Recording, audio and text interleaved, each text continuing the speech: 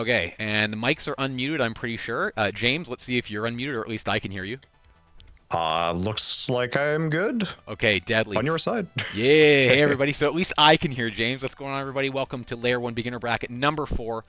The time, February 10th, 7:50 p.m. EST. The place, the internet. The event, the greatest beginner Blaze Blue tournament of all time so far, because the power didn't go out right when we were supposed to start. This is a Layer 1 event. So what we do at these is we bring together a bunch of newer players. For this event, it's Blaze Blue Central Fiction. That's the only thing we're doing right now, but stay tuned, because that may change. But not to get ahead of ourselves here. So, because Blaze Blue is kind of an old game, and it can be kind of hard to get into, it's pretty impenetrable by a lot of modern game standards, it can be rough to start, especially if you're swimming with the sharks and a bunch of super experienced players that have been playing it for years and years. So the purpose of this tournament is to bring together players of a relatively similar experience level and give them the opportunity to play with each other and hopefully learn as much as we can. Now, I will say right off the bat, we now have a much more functional chat, and it will have an overlay that you can see during most of the screens that we're running during the stream. So there's that. And if you're not already in our Discord, let's see if I can remember how to do these fancy commands. Discord. Oh my god, technology. This is incredible. So if you're not already in our Discord, you should join. It's fun. But that's the synopsis. So tonight's tournament is going to be double elimination. But before we get to that, let's get into our staff role here. So my name's Andy, aka Ghosts. If you've seen any of these before, you know the scene. I just like this game a lot. And I organize these tournaments with the assistance of a couple other people, primarily Smart Hulk Jen. So she is the one that is running the brackets in the background. So you won't see any of that. But if it wasn't for her, these would be impossible. And then joining me tonight, at least for the time being, despite being laid low with the plague, is my co-commentator, Spoken Normals, aka James. Hello, everyone. Hopefully we're all doing well in these, plague-ridden times, but, yeah. Power outages, plagues, it's all there. It's always something, isn't it? Well, we're going to go for our first event ever where we don't have a massive technical failure, which would be fantastic. Now, as well, just as everybody has a heads up, James may have to go fight crime in around an hour. So be wary of that. But you know what? Maybe crime will, crime never sleeps. We all know the classics. So you might not crime, be able to make do crime, whichever. Yeah. So then our event rules, we'll go over those real quick here. So these are beginner brackets meant for players with very little experience, ideally around 500 games at the most. If you have less, that's kind of better. We want raw rookies. But just go over things. It's a double elimination tournament. We run it using start.gg. All the matches are played first to 2 with the exception of the winners, losers, and grand finals. We follow the default Blaze Blue Central Fiction format. I don't think I've ever seen anybody play anything else, except for people that are running weird lobbies where it's like 30 seconds one round. I don't know what they're up to. Now, because of the feedback we've gotten, we've now introduced rules because our player base is apparently very international. We have people from all over the place.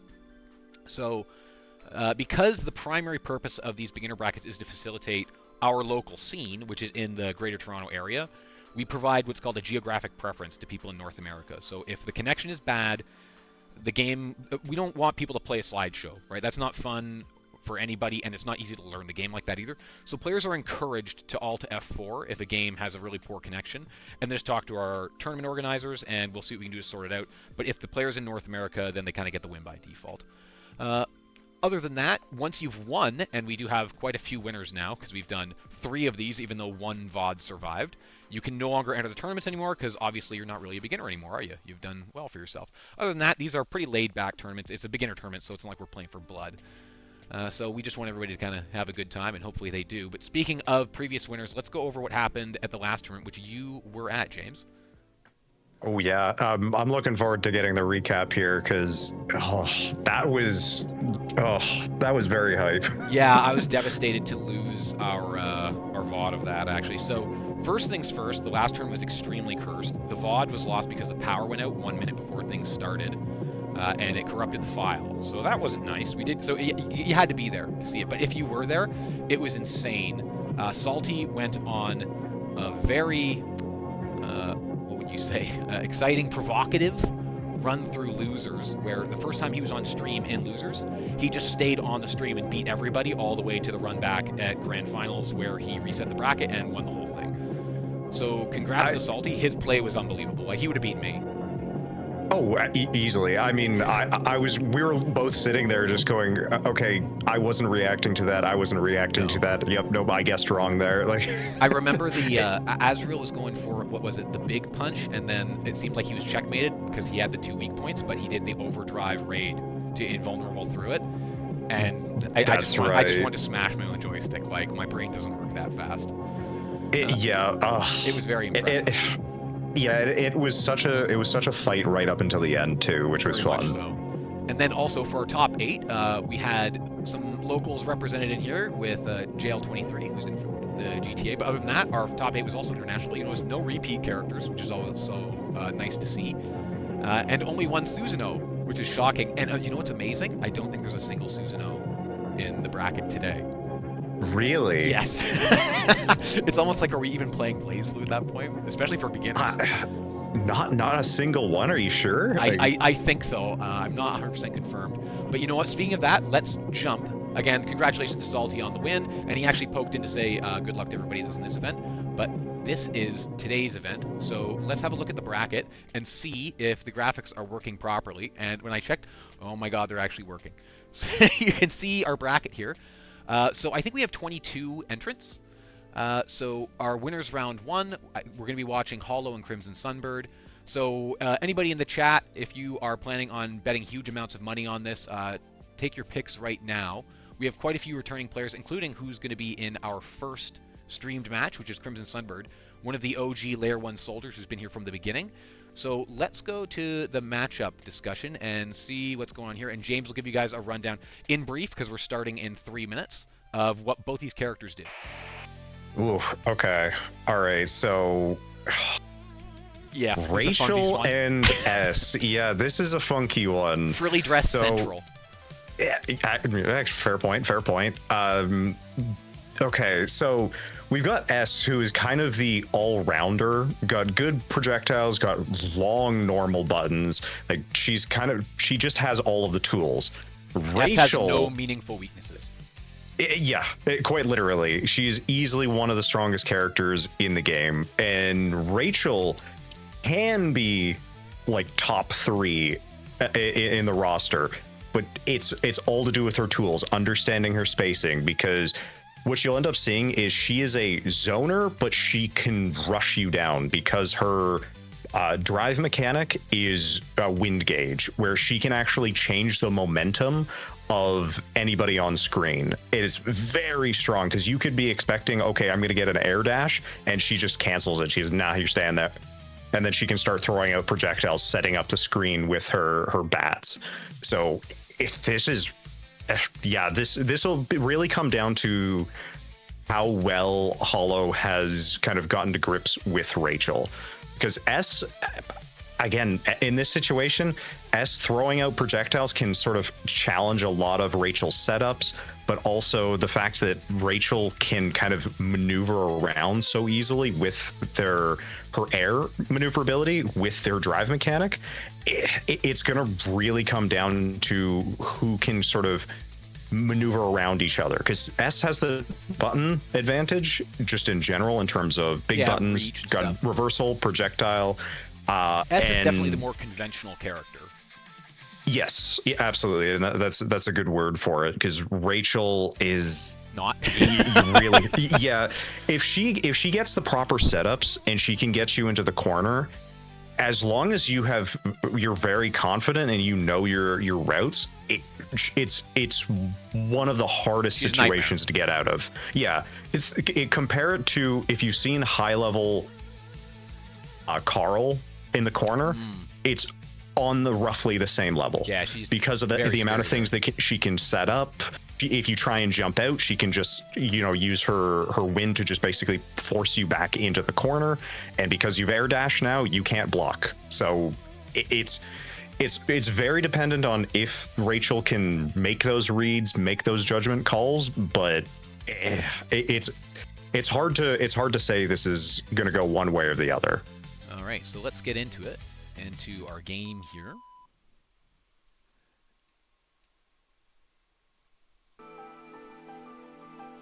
And can I say, I'm so happy to see some of these weirder characters that you don't normally see as often, like Rachel's Rachel is a very off pick. You don't see her very often anymore. Because there's just so many easier characters. Yeah. Yes. Yeah. The ceiling is just an insane easy. on Rachel, though.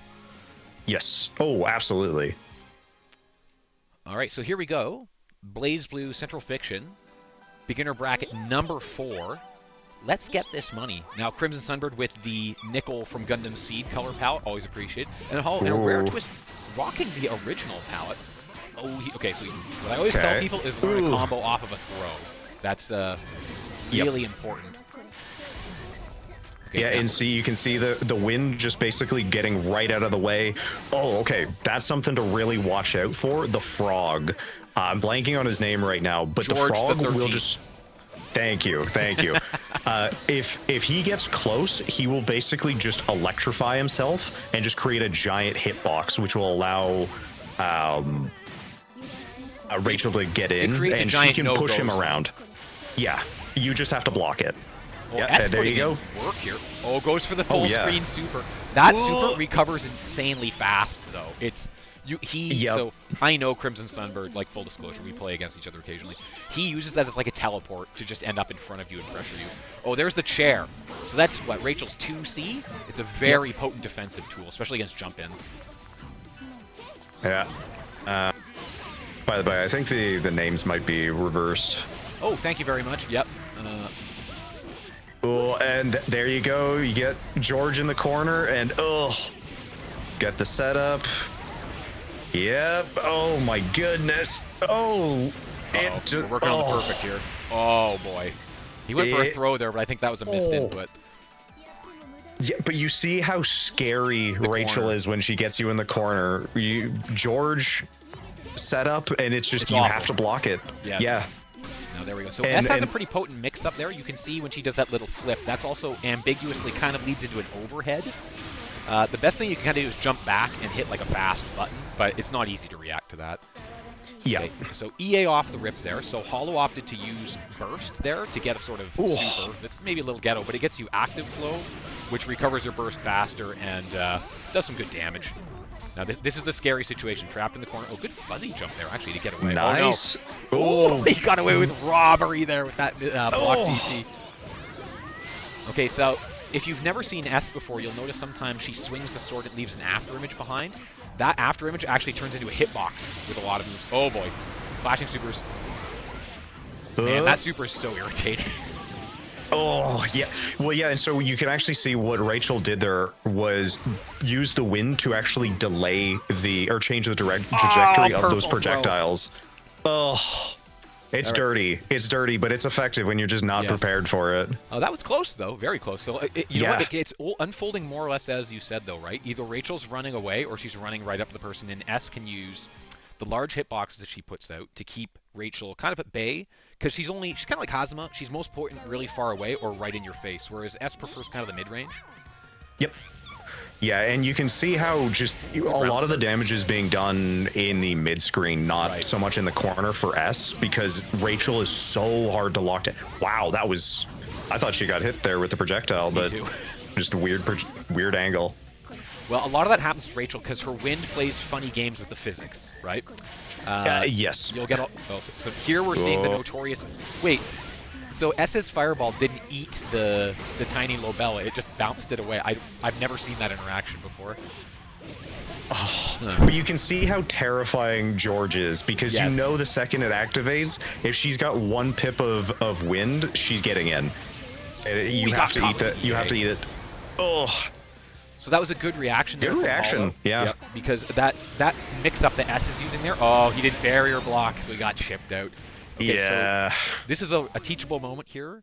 In Blaze Blue, the barrier gauge is a plentiful resource. Like, you should barrier block most of the time, because it doesn't really cost you that much. It's its own resource. It's not like Strive, where the barrier is dependent on your super gauge, right? Here, it's its own thing. Yep.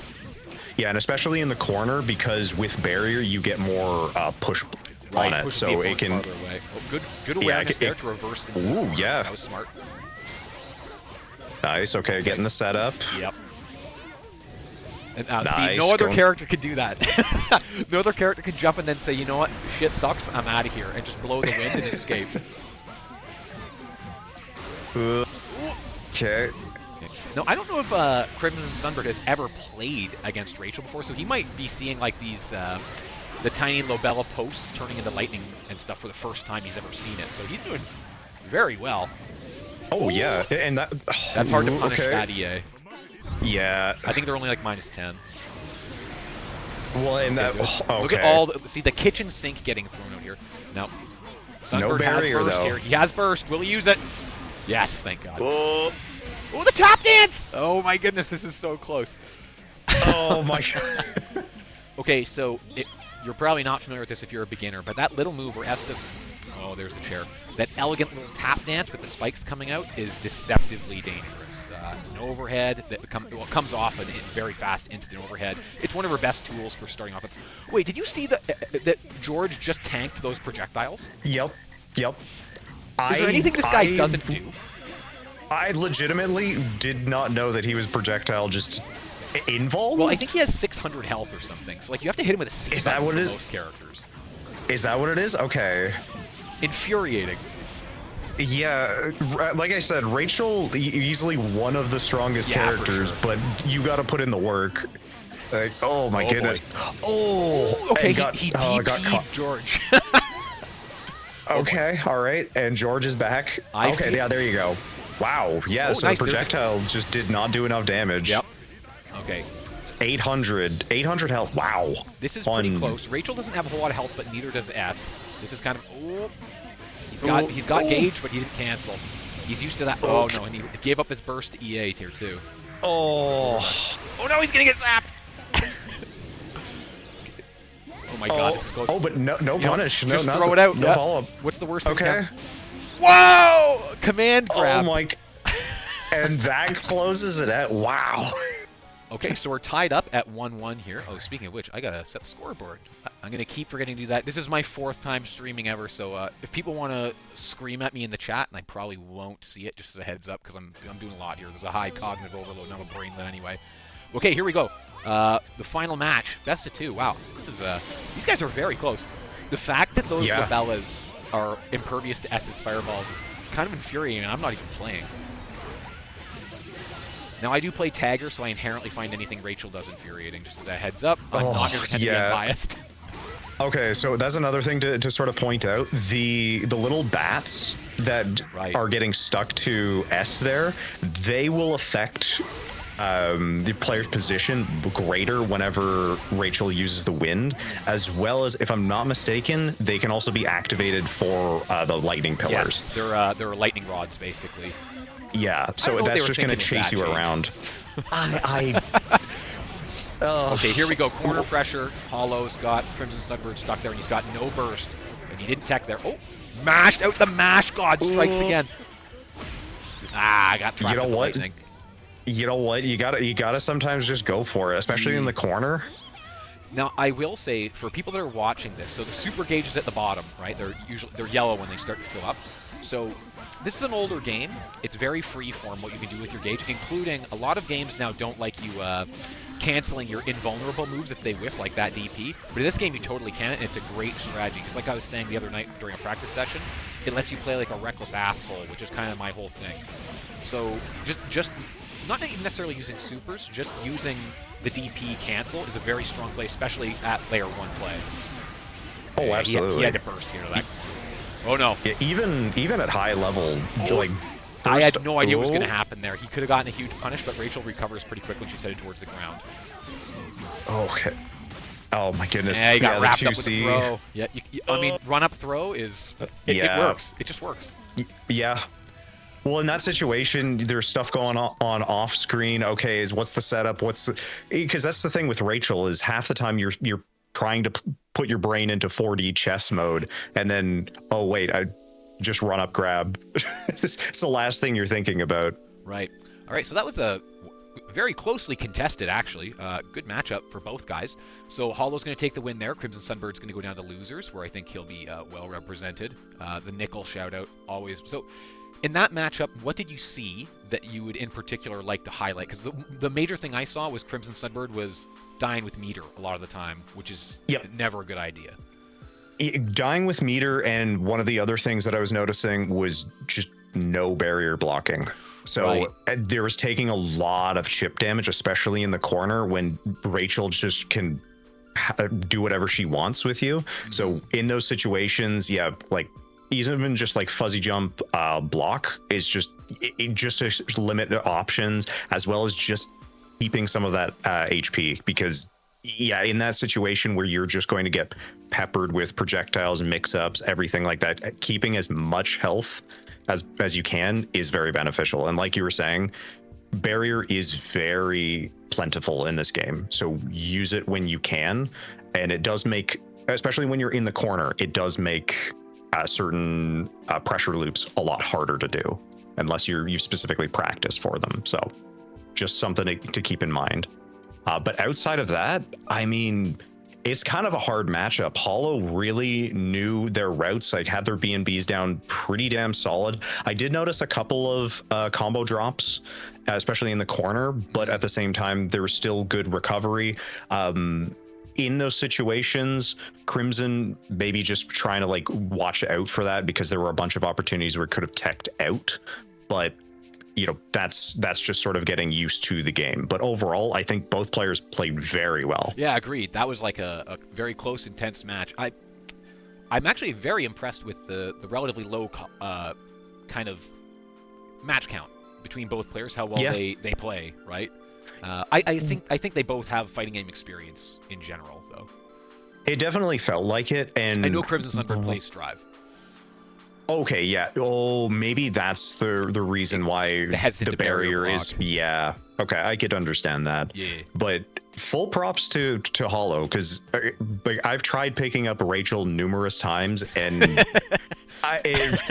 she is a character you really have to kind of sit down and almost study. So like, good for you for actually getting through and learning the character. All right, so with that, we're going to go on to our next match, which is Mr. Cow Bad Puppy versus Draconite. Now, Draconite, I'm pretty sure, was playing Hibiki in the last event, whereas Bad Puppy sticking with the Amane. Now, full disclosure, I know Bad Puppy in the real, and we do play every now and then. Not a whole lot, though. He's pretty new to Blaze. He was an Anji player in Strive, another Striver. So I guess maybe you could say there's some similarities between these characters, and they both do some kind of dancing gimmicks. But other than that, to run down these two characters, I'll throw it to James because he understands this stuff way better than I do. Well, I mean, by the sounds of it, I think everyone's pretty familiar with Azrael in terms of he's big. Yeah, big Unga Bunga McPunch Man. So he is going to Unga and he is going to Bunga. In which order, we don't know, but we'll have to just see. Amane is kind of the weird character that's, again, similar to Rachel. You don't see him very often, but Amane's using the drill to just basically rip through barrier and everything like that. So getting screen control for Amane is, you don't really play zoning that heavily. You kind of, it's a weird situation because it looks like with a lot of the buttons you'd want to play it full screen, play full zoner, but more often than not you want to play the mid screen because a lot of your follow-ups are going to be fairly close. So it's a lot of throwing out buttons, waiting to catch, and sort of carrying the damage that way. Yeah, this is quite the very asymmetrical matchup, which this game is known for in general, but this is one of the most, right? Azrael pretty much wants to be in your face. Well, his pokes are actually pretty long ranged, but in general, he wants to be in your face, mixing you up. Like he has a dash that's a teleport, so he has 4 ways, that kind of stuff. Whereas Amane is a lot of mids. Something to note with Amane, though, is his gimmick is he makes these little drills out of fabric, and they do tons of chip damage, and as they hit you more, they heat up and do more damage until they do too much, the drill overheats, you can't use it anymore. So barrier blocking against Amane, we were talking about barrier blocking, it's vital in this matchup, especially if the drill gets hot. Well, and that's the thing is you do want to be careful about it because it will chew through barrier very quickly, but you want to use it. You want to use it. It's usually better to let it, to not let it fully overheat your barrier because it will take a little while to recharge. So just cutting it before can be beneficial, but it's also dependent on situation. If you just hold it, I wouldn't blame you. Amane is a scary character just on block. However, the block strings and just like the pressure from Amane usually isn't perfectly solid, so you can find openings, and just patience. That's the big thing, is you're waiting for that opportunity for, okay, the drill has been used. You kind of take that opportunity to either go for some kind of breakout out of the corner or something along those lines. So right. Amane, like you were saying, really has to manage the heat level on the drill, because otherwise it's no longer an option. All right, here we go. As promised, we've got Hockey Fight Chad versus Dancing Fabric Twink. We'll see how this pans out. I love Amane. He's one of my favorite characters. I mean, he's so cool. Oh, interesting. Well, I mean, honestly, I don't. Matches. Yeah, I don't think there's any character that I specifically dislike. There might. Okay, let me rephrase that. Okay, hold on. Yeah, let me rephrase. There's some characters I really don't like playing against, but I don't dislike them. In many cases. Okay, so there was the drill. Getting counter hit by Azrael, so trades in this matchup are very much in Azrael's favor. He has more health and he does more damage on single hits. Yep. Also, that you can see Amane is sick. Oh, yeah, okay, you can see Amane has the sort of jump there, which can set up for some nasty overheads, some cross-ups, if I'm not mistaken, but you have to be pretty creative with them. And then Azrael having similar movement with the dash. Nice. Oh, that was a smart thing to do. When he crosses you up with that, either you want a 5A most of the time, or grab him, right? Grab is riskier, unless you predict it. Okay, so you can see the drill gauge above Amane's super gauge, right? Right now it's at level 1, so it's like, oh boy, you get hit by that, that's big trouble. Oh, okay. That was the first crush trigger we've seen so far. So crush trigger, it costs 25% of your gauge, and it breaks your opponent's guard unless they're barrier blocked, in which case, oh, that was a little reset there. That was very nice. Oh, punish! Very nice. So Azrael has a very unusual DP. It's very unorthodox. People say it sucks. I disagree. He goes up, and then he comes back down. The number of times I've been hit by him on the way down, despite knowing how it works extensively, is astonishing. Now, that's a testament to my inability to learn anything. But anyway, it's scary. And also, if you cancel it, and on the way up if it hits, then you're in the air and you have all kinds of options. Air dash away, you can go into a dive kick, you can just fall and use normals. It's still scary. This is looking like maybe an Azrael round here. Yeah. Oh, punish! Ah, he went for a weak punish. You know what, though? His recovery's not great. So well, yeah, but you know what? You got the corner, so... Yep, that counts for a lot. Now, he bursted there quickly, but you know what? A burst like that, just to keep the other guy in the corner, is not necessarily a bad play, especially because, like, any Azrael combo can be a big combo. Yeah. All right, so there we saw the DP going up and coming down to finish the round. Also, both players keeping a lot of gauge in the tank there. Yeah, the one thing that I'm noticing is Amane does have some decent range to some of his normals. I'm noticing getting a little too close and playing right into Azrael's kind of game. Yeah. Nice. Ooh. So that move there, where Azrael yells Gustav, and now a lot of Azrael's moves look like he runs forward and punches. But that one, when he does it, is sort of lariat. It covers a lot of the screen. It moves him forward pretty far. And I always forget, is it -1 on block? Or is it 0? I think it's -1. Okay, so it's basically still his turn, which is infuriating because it looks like it should be -1,000,000. Oh, nice reaction super there on defense. That was... he just got the big Yakuza kick. He's still flying, son. Oh. Gee whiz.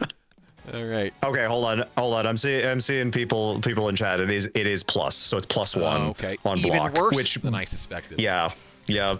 That seems proper Unga McBunga. The number of times I've tried to Tagger Buster him after that and then gotten hit and again refused to learn that could be in a museum mode, not learning, I guess. Okay, so he started with the Gustav Buster, so he knows he just needs to close the gap. Oh, he got caught trying to DP there. Yeah, that's kind of... Ooh. Amane's corner game is pretty scary, too, because there's nowhere to run, and he can just heat the drill up, hitting you repeatedly.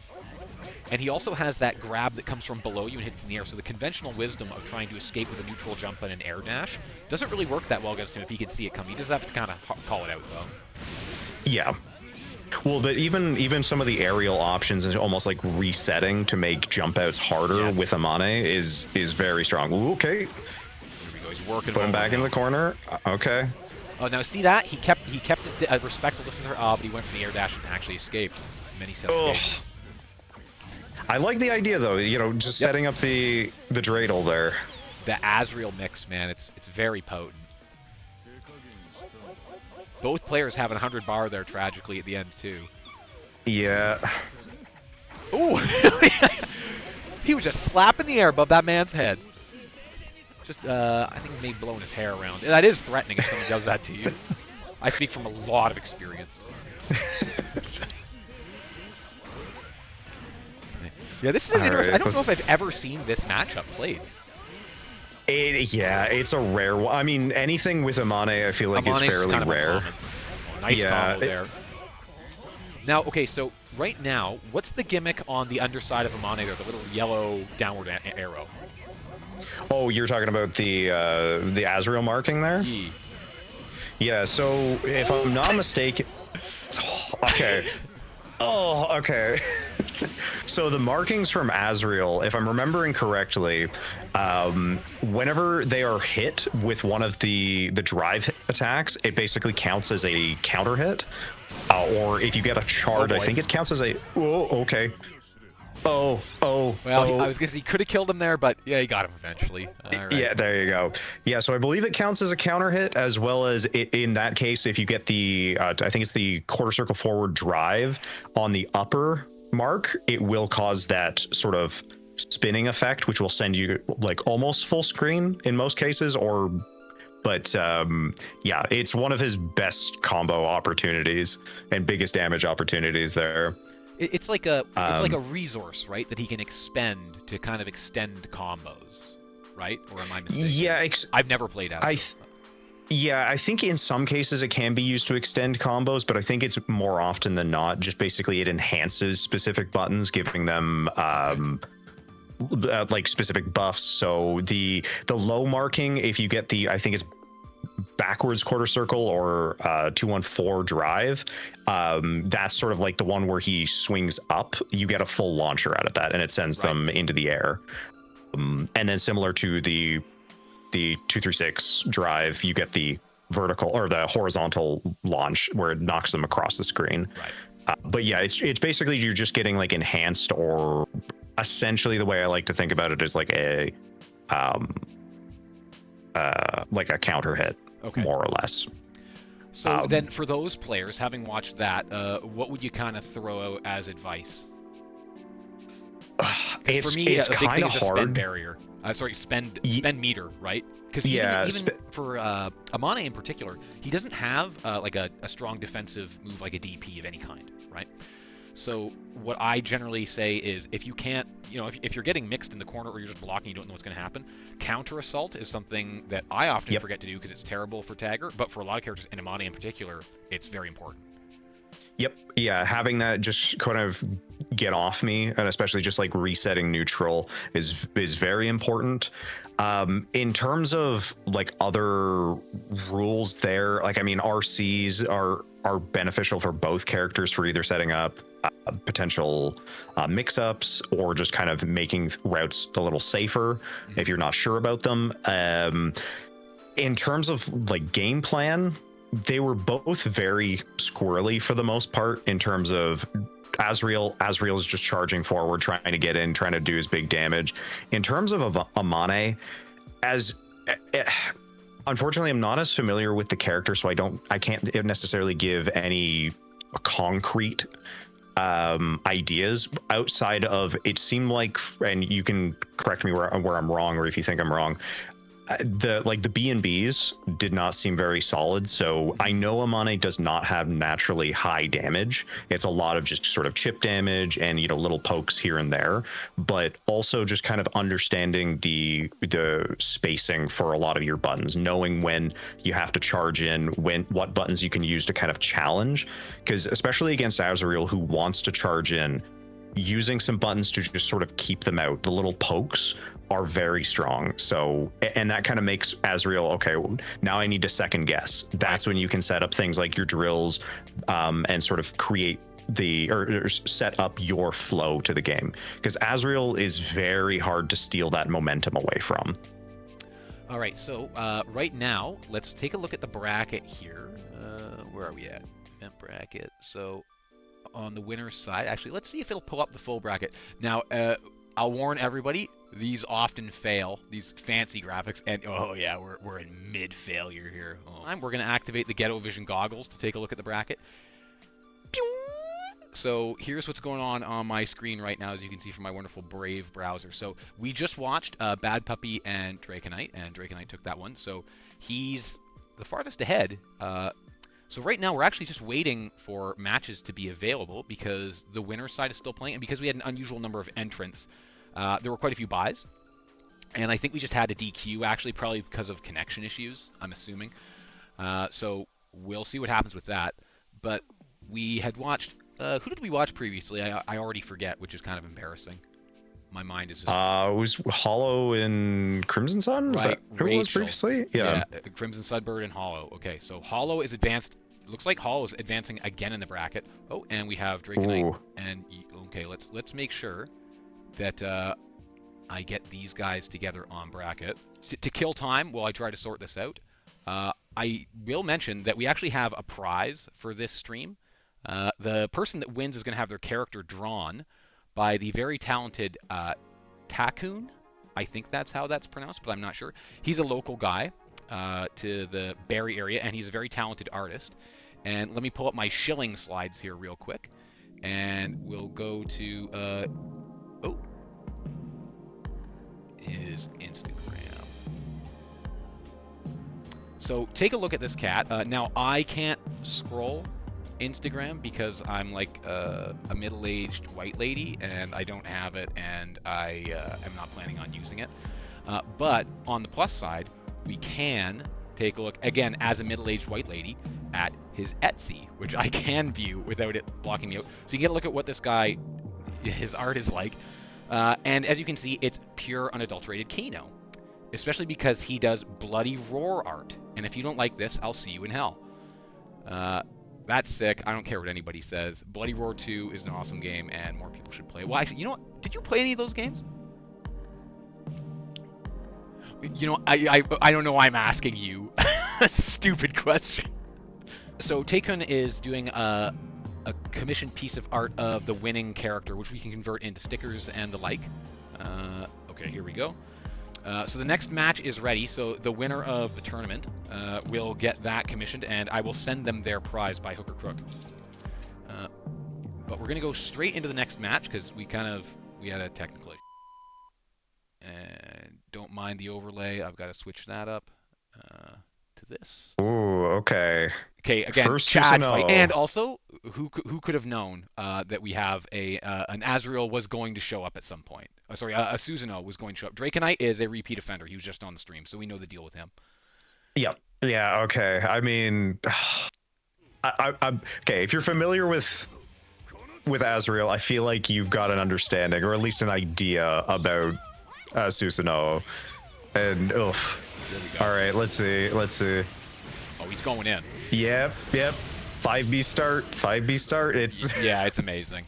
So Susanoo as a character, he has like amazing buttons. His frame data is ridiculous, but if you look down at his super gauge, there's these little sigils above it. Those are his special moves, and he has to unlock them. He doesn't start with them. Now, if he did start with them, I mean, he would be beating us up when the game's not on. He's so outrageous. Yeah, he'd definitely be the bully of the game. I mean, he already kind of is with some of his incredible buttons. I think probably one of his... going in, though. This is a hockey fight mode. I'm just... These guys are just mashing on each other. Oh! Okay, pause. Honestly, I'm kind of surprised we didn't see Somersault in the corner there. Ooh. Now, if your god has the combo here, Draconite's dead. Yes, and he does. Okay. Yeah, that's... Ugh. Nasty. That was mad close, though. Now, Draconite, so you'll notice he didn't burst there, but he can't when the overdrive was activated by Susanoo. That's why he did that, presumably. Oh no, Mega Lag suddenly, what is happening? I think these guys are both in okay. the U.S. too. You know what? This might just be us as well, though. It might not be them. Yeah, it could just be Blaze Blue being Yeah, Blaze Blue, BBCF unfortunately. moment. Yeah. Now, although we did get a slow motion look at Susanoo's 2C. Ooh, Did oh everybody my see that hitbox? He was cleanly behind him. Oh, I have no idea if this is going so slow for them. I have had so many people try and complain about Susanoo 2C to me, and I won't hear it. Oh, okay. BBCF moment. Okay, so we do have we're gonna switch things up on the fly here. We're gonna watch a losers round match because all the winners are in progress, and we need your god to sort out what's going on with their thing. So let me just message him one more time. Honestly, the most knowledge dependent thing is realistically Susanoo DP is a projectile. His DP is a projectile? I did not know that. Oh yeah, yeah. Okay, so for this matchup, we're going to loser's side here. We have Jelly King, who is a GTA local, and Jossum, who all I know about him is he plays Kagura, which is Chad, and he lives in Australia, which is great, except for the fact that it causes connection issues sometimes. So the fact that this is the next matchup that we are able to stream potentially here is kind of not great. But let's go over this matchup real quick and like wonder if you can sum up both these characters in kind of 30 seconds. Okay, first off, Tao pick. You have my respect, sir. Tao is your rushdown character, just crazy fast, great screen control for the most part, and then you've got Kagura, who is more or less Big Buttons McGee with big button damage some. Chad. Yeah, he's big buttons as well as he's got a flash kick. So honestly, that's a pretty good explanation of it. Yeah, like if you want 30 seconds, yeah, I mean, Tao is Tao and Kagura big buttons McGee. Yeah. All right, let's get into it. All right, it looks like we got a lot of Jossum fans in chat. So yeah, this guy, people are wilding out over him. I don't know if he's like a pop star over in Australia or something like that, but it's Beatles-esque, the shrieking in the chat. Okay, let's switch the sides here of the display. Tao's 2A can beat a lot of Kag's frame traps. Is it because of just low profiles? Now, you know so what, if it's the button, you know the real frame trap is going to be here if we end up with like 300 MS in ping. Ooh. Hopefully not. Let's hope not. We'll see. Although the intro already looks a little lacking on the FPS. Let's say. Oh, Kagura's intros are so good. That or yeah, I'm not. Hopefully these guys do are his both, analysis. like, I'll stick to match analysis. Yeah. Yeah. I'm the flavor guy. Okay, now we can't see the ping. Although I can tell you without seeing the numbers, this is not good. Yeah, I was gonna say I think we can see the ping. Yeah, let's be real. We can see the tears of time here. Now, we've been pretty clear about the rules, though. Like, if they don't like it, they can Alt F4. They're encouraged to do it. Now, maybe the ping is powering up the frame taps there. So, Tao, for people that haven't seen it, she has very low damage. You need to do a lot of work to win with Tao. Like, you need to win a lot of interactions. But she is an insane bag of tricks. She has so much mobility. She has so many resets. Innocuous-looking overheads. That was a good burst. Kagura, yeah, is big lead damage. Yeah, like only a couple of hits and you're getting like 3K almost. Yeah. So we see the difference there. Tonkatsu, he hit the Jelly King, hit Jossum quite a few times, but I mean the damage is low enough that it doesn't matter. All that Jossum has to do is win a few interactions with that giant sword and put Tao under. Also, yeah, he has horrific mix-ups. Like, for a second I thought that was like the taunt loop like she used to have in the older games. Yeah. Ooh, okay, yeah, that is an overhead. That's the thing you got to be really nervous about with Kagura is some of the stance mix-ups that he can go for. You can challenge them if you're really feeling it, but it's hard to do. And of course, does everybody? Well, no, actually, I know not everybody gets incredible JCs, but JCs seem to be kind of the average god button for every character. Yeah, a lot of people have really good ones. Like large hitboxes, lingering hitboxes a lot of the time as well. Yeah. Well, and the thing to remember is the worst thing Kagura has, if you ask me. So that's the Yeah. move where he kind of crouches and just pokes the sword low to the ground. It covers so much space, and he can get quite a bit off of that stray hit with that. And the that one. And the recovery is not that bad. I hate that move. Like, full disclosure. Oh. And he can mix you up off of it, too. Overheads, like, four ways. Okay. Tau throw in the corner. This can lead to pretty good Tau damage. Ooh, nice. Throw. Look at that hitbox! She's jumping and she gets hit by the low. That sword's too big. Yep. I'm calling technical foul. Oh, good block on that. Unfortunately, she went into the hitbox. Yeah, now, drops from the RC, though. Oh. That's a big thing. That's kind of the scary. Like, because Sakura has a lot of giant hitboxes, right? That he can throw preemptively and hit her when she's in the air. And Tau's air game is the basis of her whole thing, right? Well, and so that's the thing to remember with Tau's like kind of air movement is she can kind of go in weirder directions. A lot of the time, people just go straight forward. She can fake out with a lot of things like that. So she is a bit of a weird character. She has the best air mobility probably of all the characters, right? Like her or Bang. Yeah, I say she's up there with Izanami, Bang, Izayoi, Izanami, yeah. Look at these blocks. I'm trying to. Yeah. He's putting in work. Oh boy. Oh. No combo off. Okay. But you'll notice, Jelly King Tonkatu, his barrier gauge is getting sapped quickly. The more damage a move does, the more it drains a barrier, right? Yep. So barrier. Oh, combo into super. Oh, you love to see it. Now you'll notice though, 1795. Now I think it was an A starter, which leads to a lot of damage scaling. But still, like for most characters, you're gonna break 2K with that. Right, yeah, but even still, you're trying to push into the corner, so I don't actually dislike the idea of just like, okay, try and force them into the corners, get the screen advantage there. So, all right.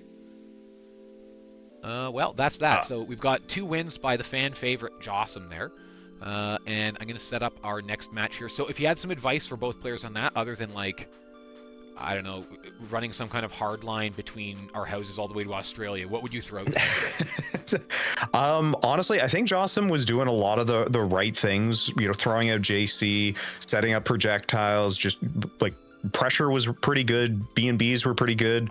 In terms of Jelly King for Tau, just kind of going for a little bit more of the weirder options, because especially in that situation of going against someone like Kagura with the big buttons that you have to contend with, trying to essentially back off, reset pressure, and just sort of reset to neutral, she's very good at, but it's again one of those, okay, you have to be cognitive of it. You have to sort of set the flow, because otherwise you're just going to be continuously jumping into the giant hitboxes. The blender. Yeah.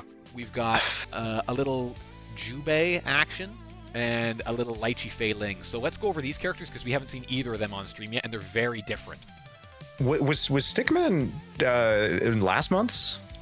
No, I think he's new. Oh, okay, I was gonna say, I remember we had a Lychee last month, but either way, okay.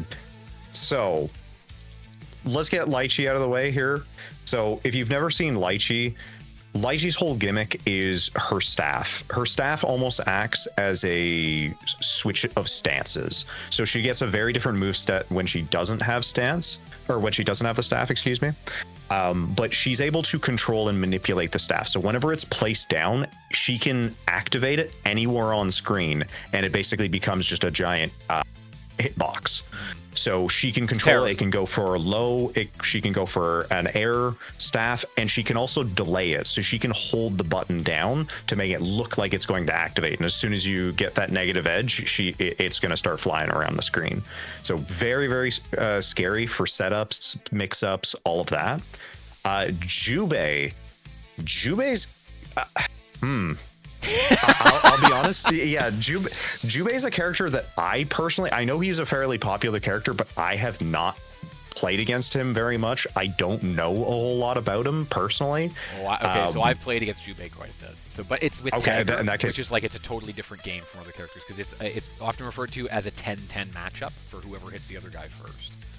So okay, all right. Jubei's whole deal is he is an extremely fast rushdown character, but he's actually the fastest on the ground, which is kind of unusual. A lot of rushdown characters in these air dash games are fast in the air. Jubei is mad fast on the ground, and his running is very low to the ground as well. So how you win with Jubei is you mix the other guy up and then you kill him, right? Like a lot of rushdown characters. But he has an install mode that massively increases his damage, but it's a super. But the super also gives him a bunch of plus. And then he also has extremely oppressive Okazeme by throwing a fireball that looks like a Japanese watercolor painting. It's often called the hairball because he's a cat. Once you're stuck in that situation in the corner against that, and if you don't have burst, it's very hard to get out. It's very unpleasant. He has a lot of moves that are very hard to contest. They have good reach. The problem with Jubei is he takes more damage than everybody else because he counts as being crouched, and he has very limited defensive options. So counter assault, burst, and overdrive raid are very important to this character. So against Lychee, who is very oppressive, long-reaching neutral, I can see this being a problem. But we'll see. I have played against Stickman in practice a little bit, so I know he's a very good player for his match count. And I've also played against Fishbones, and he destroyed me. So now Okay. I was playing one of the many characters I don't know how to play, but I'm not saying he wouldn't have beat me if I was playing my quote-unquote good characters too, because it's not like I'm any good on them. Okay, well, in that case, I'm really curious to see what this matchup's going to turn out like, because you're saying he's very much like an Oki kind of character, a lot of rush down, and I'm also seeing in chat that he can side switch with his dash and can low profile jabs, Yes. which is nuts. I'm really curious to see what this is going to be like, because Lychee with her staff is also very Oki heavy, just creating basically like unblockable situations, or at least like hard to blockable situations. And I mean, I know Jubei is a fairly fast character, but when Lychee doesn't have her staff, her normals are much shorter range, but they are shockingly fast, and she can get some mix-ups out of it. So that compared, or with the addition of the staff, she can be kind of nasty to block, especially in the corner. So I'll be real, both these characters, when I play against them, like I just get confused because I'm kind of stupid and there's a lot going on and they're like changing their positions. Side switching me is like that's unblockable against me. I just don't have the reactions, no matter how slow it is. So we'll see how this goes. I know both these guys are better at blocking than I am, that's for sure. Also, I always say this, but I love Jubei's yellow outfits because he looks like he's got the raincoat on. He works at the airport loading luggage. Here we go. So let's see if he can load Lychee into loser's bracket here, because this is winner's side. Okay, we're back on winners. Okay. Yep. Ooh. Wow, even just checking with the... Yeah. Okay, there's the hairball. So when he throws that out, your options on wake up are basically block and hope that you guess right against shooting. Into the corner. Very nice. So he did drop a combo there. That combo can loop for a very long... This is the install. So this is the jump off for Jubei. Now, look at how fast he's on the ground, little bastard. Oh. So at this point, when Jubei uses his drive, he can do this thing where he sets up like pinball bumpers, and he kind of bumps around the screen. It's very cool, but it angers and confuses me. Okay, here we go. Corner loops. Now we'll see. So important thing here, the DP, is will Stickman burst?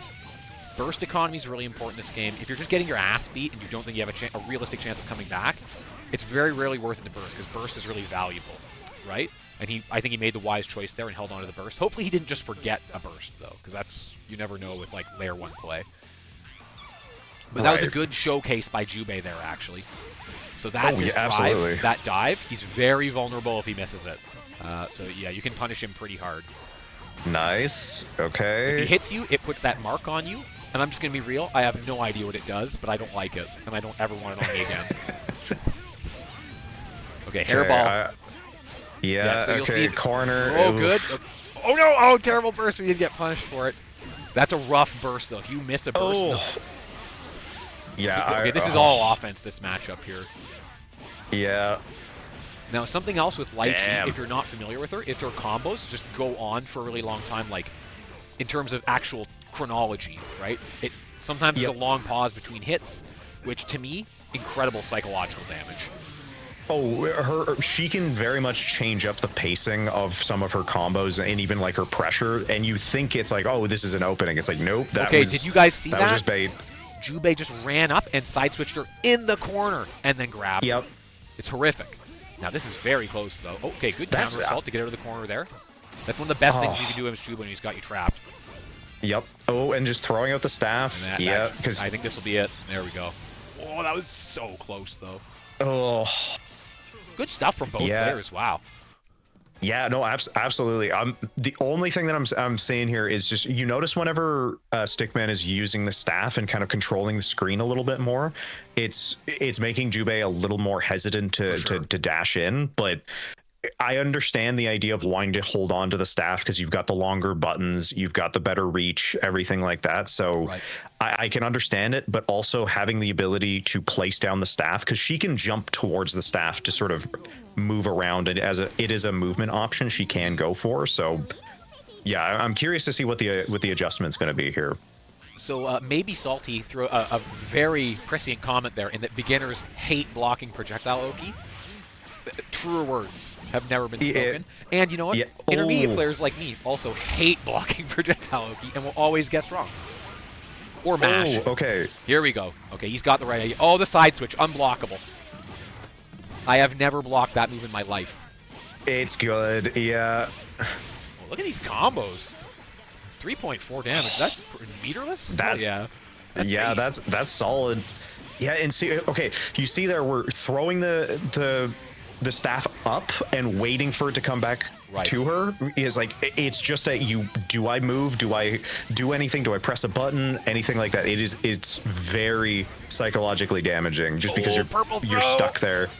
So for people that aren't familiar, BlazBlue has a pretty unique throw system in that you can throw people that are in hit stun or block stun in this game. It just doubles the tech time.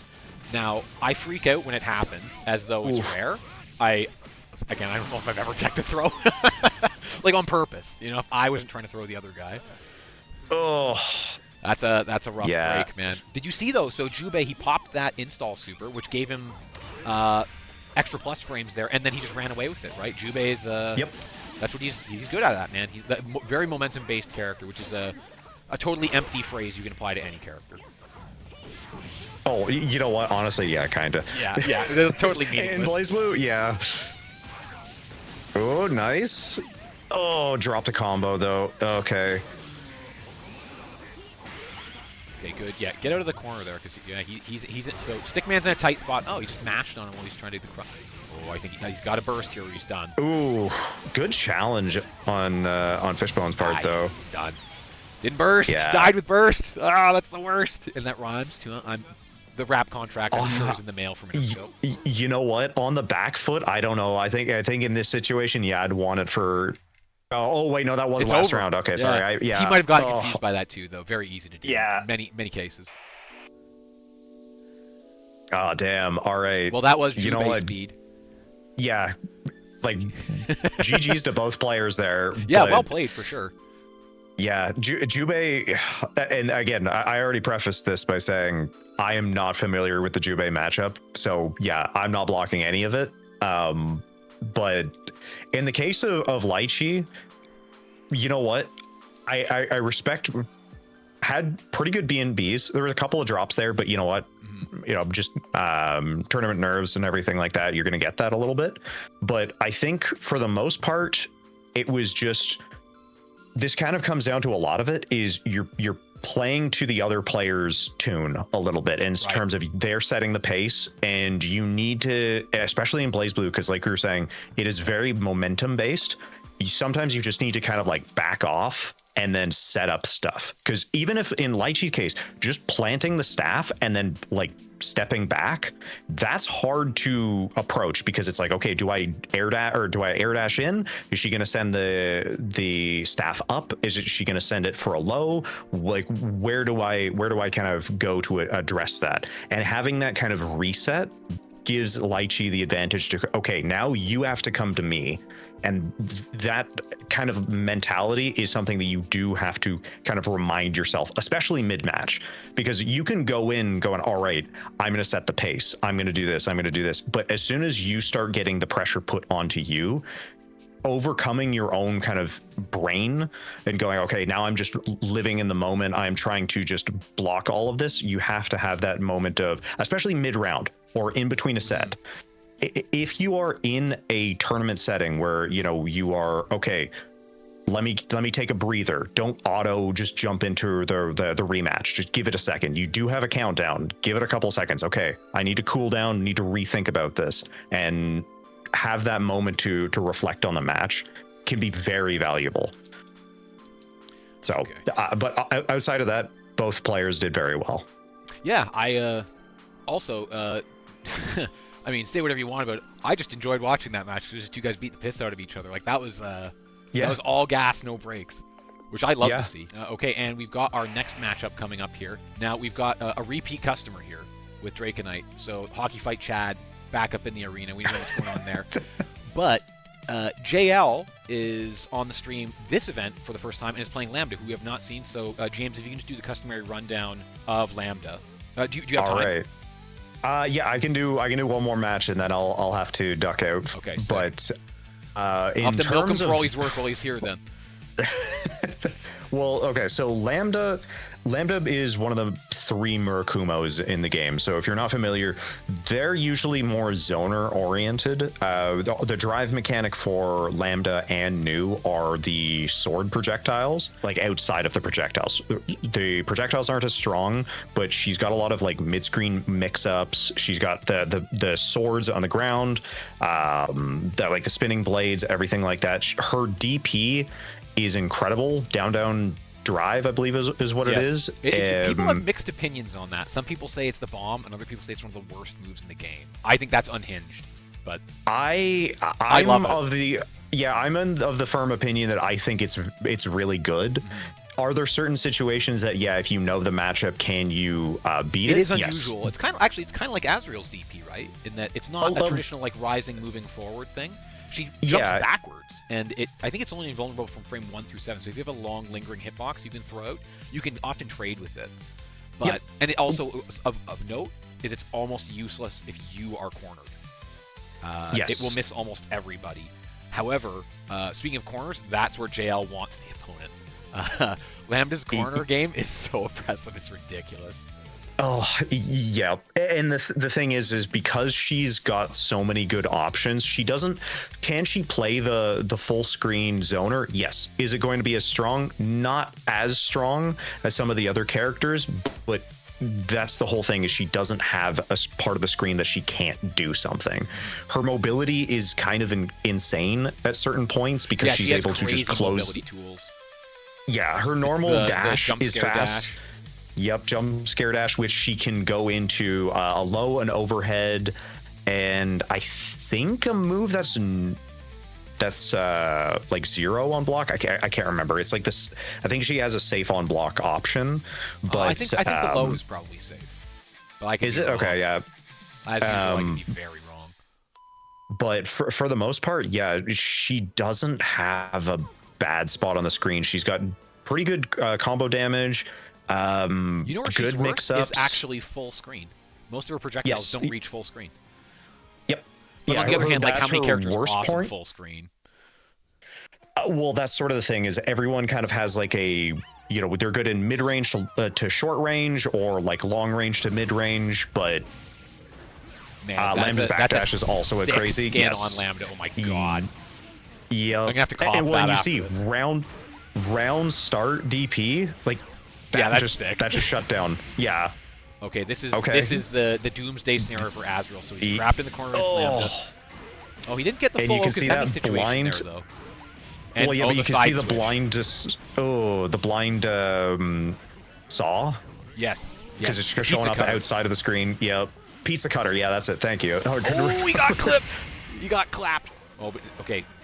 Now Lambda has a lot of options to get out of the corner when she's there too, but none of them are risk-free. Now Spike Chaser on the other hand, on Wake Up, so that move where the spikes come out of the ground, hit the opponent, is one of the strongest Okazeme moves there is. Although Azrael, so see when he laughs and he like aura farms literally and puts his arms up and there's an aura around him, that move eats projectiles and then he can shoot one back at you that's extremely fast and full screen. So you have to give him a projectile, but then he will give it back to you.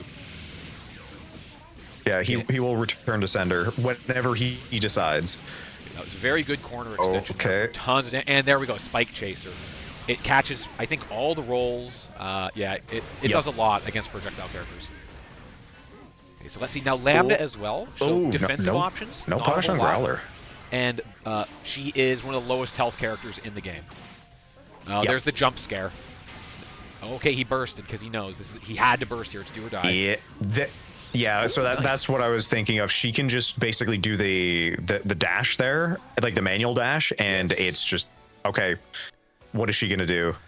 Yeah, so Lambda, when she dashes at you, she has a Rekka, right, where she does mid, and then she can follow it up with 3 moves.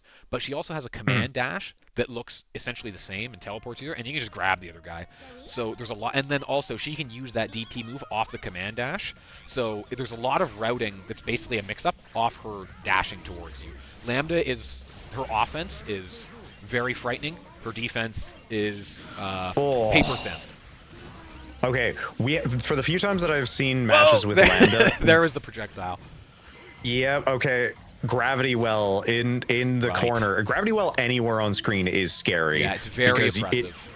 it's hard to get out of, and you basically just have to like stay there and take it. It's hard to get out of because Yes. it slows down your movement. Okay, so did you guys see that Azrael used the DP that just cleanly missed, but then he caught on the downside, right? That's what I was talking about earlier. Very unconventional DP, and sometimes you just catch people with it. Ooh, overdrive raid. That was very nice. So when Lambda has the Nice. overdrive on, the swords they're bigger and they do more damage. It's really nice. And some of our other properties change with their moves. Oh boy, and he got mixed up there. There's that very obnoxious twirling overhead that doesn't look like an overhead. Can we agree that that overhead launcher is so Is oppressive? As someone that kind of plays Ghetto Lambda as a secondary, no, it's not oppressive at all. It's perfectly fair, and you should just block it. Easy, just block it. Just block it. I can't even say anything. I used to play Lambda, so you know. Yeah, what? so you know the score. But you know what? I don't play her anymore, so now I can complain about it. Right. This guy plays That's how it Kokonoe, works. just so everybody knows. So complaining Sure, about any everyone's on kind my of side. mix-up option. Oh, Whoa! Azrael that round. was, yeah. So there we go. So Oh, Lambda, but- very little health, only takes a couple of hits from Azrael to finish her off. Now the Did you burst, see the side swap? Yes, it was Accidental side swap. Oh. I want to say that was accidental. Maybe it was all planned. you never know. Ooh. I will say Draconite. So in previous Layer 1 events, he's been playing. I'm pretty sure he was playing Hibiki. He looks a lot more comfy with Azrael. I think Hibiki might have been a little bit too pixie twink action for him. He needs a big muscle man to satisfy him. Okay, this is the worst scenario. You're in the corner against Lambda and you don't have burst, and he got some meter there, but I don't think it's going to save him. Yeah, he doesn't know the Spike Chaser knowledge check there, which is a big one. Yeah. JL takes that pretty you can. cleanly. Yeah, you can get away with murder with that, unfortunately, but Or very fortunately. yeah, depending on who you're playing. All right, so on the backside of that match, what would you say to those guys? The biggest thing, as I would say, to Draconite, and it is a knowledge check you're probably not going to know in your very first like couple hundred matches, is Okazeme against Draconite is basically, against Lambda is her Okazeme against you makes anything but waking up and blocking almost like a no-go zone outside of very specific circumstances, and you have to learn those on a per character basis. Yeah, unfortunately, yeah, that. Outside of that, there's not really much I can say. Like, I mean, JL, fantastic pressure. Really, I think really knows the character very well. Good screen spacing, good knowledge checks on like in the corner. Just good pressure. B&Bs were solid. Everything like that. In the case of Draconite, yeah, it just comes down to like experience with the roster, because I mean the overhead is one thing. It's just it does not look like that's going to launch you and mix you up, but it's just you got to recognize it, as well as like you were saying oh my god, we got a Makoto match. You got a against Makoto Dawson. match. So four pixels of reach versus the whole screen of reach. Oh, this is okay. I used to play Makoto for a really long time, and I am 1 to so 10, how sorry that bad this is is the this? match. This is a really rough matchup, just because, yeah, for the most part, Makoto, you put it perfectly. She has got 2 pixels worth of jab range, and you're versing someone with half the screen normals. So it's hard. Makoto does have some stuff that she can do to kind of mitigate it a little bit with her I can't remember what her stance is called, where she could basically either run straight, run at a 45-degree angle, or go like right up into the air. She can kind of fake some of that out, but at the same time, Kagura can just beat out a lot of those astral vision. Thank you. Or asteroid vision? Yeah, asteroid vision. That gimmick where she sends out the clones, right? Yeah, she does the three clones, and she chooses which one she is. Kagura can kind of beat out a lot of that option just with see all of it. Yeah, well, jump back C, or just I believe it's 6C, and just the big hit all three. Yeah, I think it memory on this one's a little bit fuzzy. I think she can parry some of the stuff, but it's very, very, very matchup dependent. Very like you have to kind of in general. Yeah, I want to say it's only active for like 2 or 3 frames. Like it's very tight timing, but if you can master it, my goodness, that's where a lot of her big damage can come she gets from. A sick combo off that, and I know that Zheng knows it too because he's bodied me with it. Zheng is one of my BBCF children, so okay, I played against him and he had like 10 matches, and now he's an assassin. Okay, well, you know what? I gotta see this match. I mean, a Makoto. Okay, in tournament, I gotta watch this. But in terms of Makoto in general, she does have some. Has she? I don't know. I think last month Zheng was in there. I didn't see any matches. I don't think. But in terms of Makoto's overall game plan, think of her. She's kind of the resident boxer character. So short range, a lot of like she's good. Well, yeah, mix-ups are good. Mix-ups are good to okay. She doesn't have any really incredible ones. She does kind of rely on meter to make some of the mix-ups a little safer. However, because she does have a lot of kind of options and a lot of like fake outs and things, she can do cross-ups with asteroid vision. She can do some like weird movement and momentum things. She's got the parry. But the one thing that kind of works against her is she's a very low damage character, pretty typically. If she's like a lot of her big damage is going to come from overdrive and some from getting supers, but traditionally I think she's sort of maxing out a lot of the time at like around the 2k, topping out at like 3k.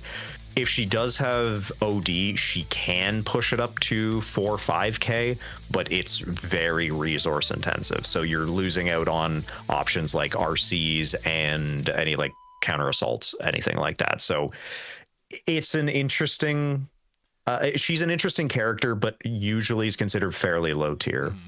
Now, on the other hand, like this layer of play, just because it's hard to react to a lot of what she does, and she has some knowledge checks with that orb and stuff, she can be pretty spicy. Now, Kagura, again, just giant hitboxes are hard to deal with, right? Yep. Also, I think names are reversed. Thank you very much. I would have forgotten that. If you were going to say this is one of the best stages, I'm right there with you. I was going to say this is one of the best and truthful intros when Kagura throws out the Sharingoon and checks out Makoto. I mean, many cases. Okay, now I am going to say off the rip, this connection's not looking good. So don't be surprised, to our dear viewers, if this one gets called. Because as I've said, it's well within the player's rights. If they don't like what they're playing here, if they find the connection's not good, they can just Alt F4.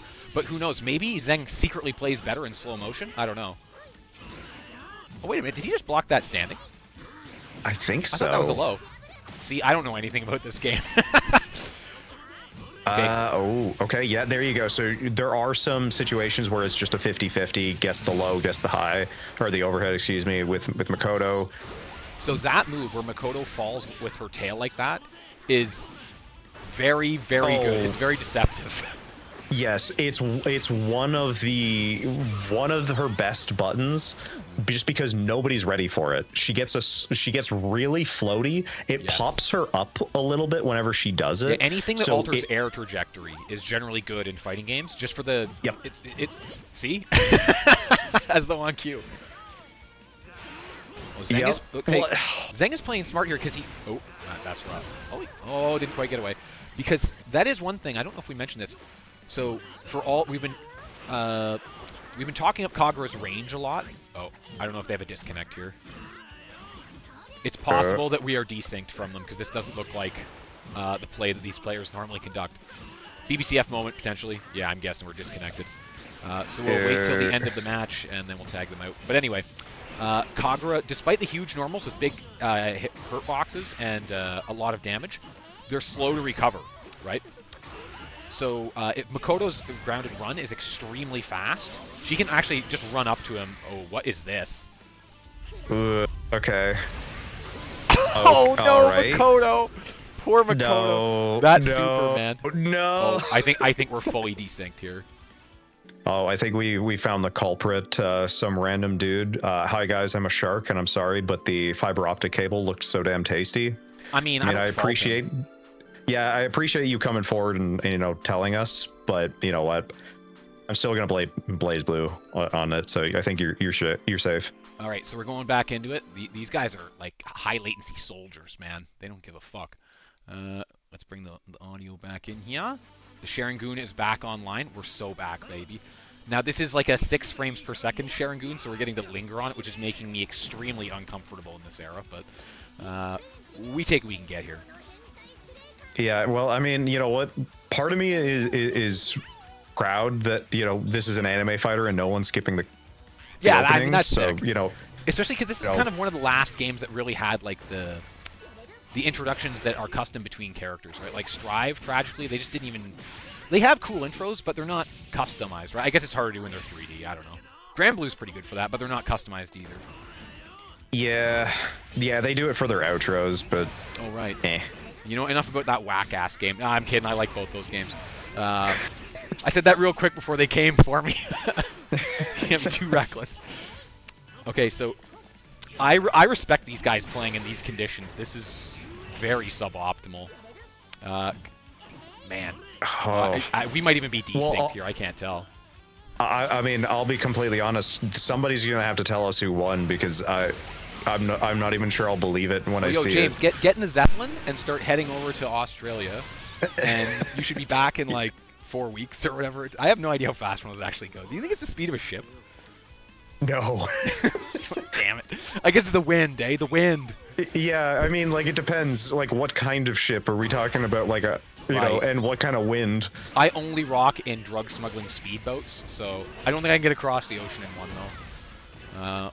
Okay, so I don't mean to disrespect these guys either with this this commentary, because they're probably playing their minds out at this level. Like, I'm assuming this is 300 to 400.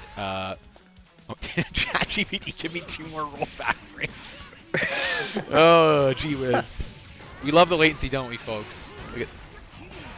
Now, it's also possible, because I was playing against, I want to say it was Fishbones. He's in, look at the run speed. Even with the lag, it's still insane. I was playing against Fishbones. He's in, I believe, in New Zealand. And I was telling him, like, how do you combo in this latency? He's like, oh, man, it's like he's like Bane, but with latency. Like, he was born into it, He's used to it. Oh, my, yeah. Oh. That was it. Uh-oh. Oh. Hero burst and followed by nothing. And a taunt? Are we just styling on each other? Okay, now I think maybe the taunt improves the connection. Yes, it does look synced and desynced at the same time. Okay. Yeah, I don't know, like... I mean, the suspense is killing me here. Yeah. Yeah, I'm wondering if smoke signals would be faster. Just all right. You take your turn, and I'll say what my response is. Because otherwise, Zeng just died with burst, which I don't think he would do normally. Okay, so let me correct the scoreboard here because I was wrong. So we'll see. Again, the policy's pretty clear. Players can choose to ask for a connection check at any time. But if they can tolerate this, like. You guys can't see me right now, but I'm saluting my computer monitor, and you guys don't want to be subject to looking at me. Oh. Our resident Makoto hero has been defeated. Dethroned. Yeah, I'm sorry to see it, Zeng. I'm very sorry to see it. Jossum, GG's to you. I'm sure it was legendary. Zeng is certainly talking up the match, so I'm fellow Makoto enjoyer. I will believe, but at the same time. Oh, I wish I could have seen it. I wish I could have seen it. let's see. Okay, so we've got a choice. Okay, I'm gonna throw this to the stream. Actually, you know what? No, I'm not. I lied to you guys. We're gonna watch Stickman versus Your God because I don't want to watch another slideshow with Joss in it. I hate to say it, but that's how it's gonna rock. I'm making the executive decision.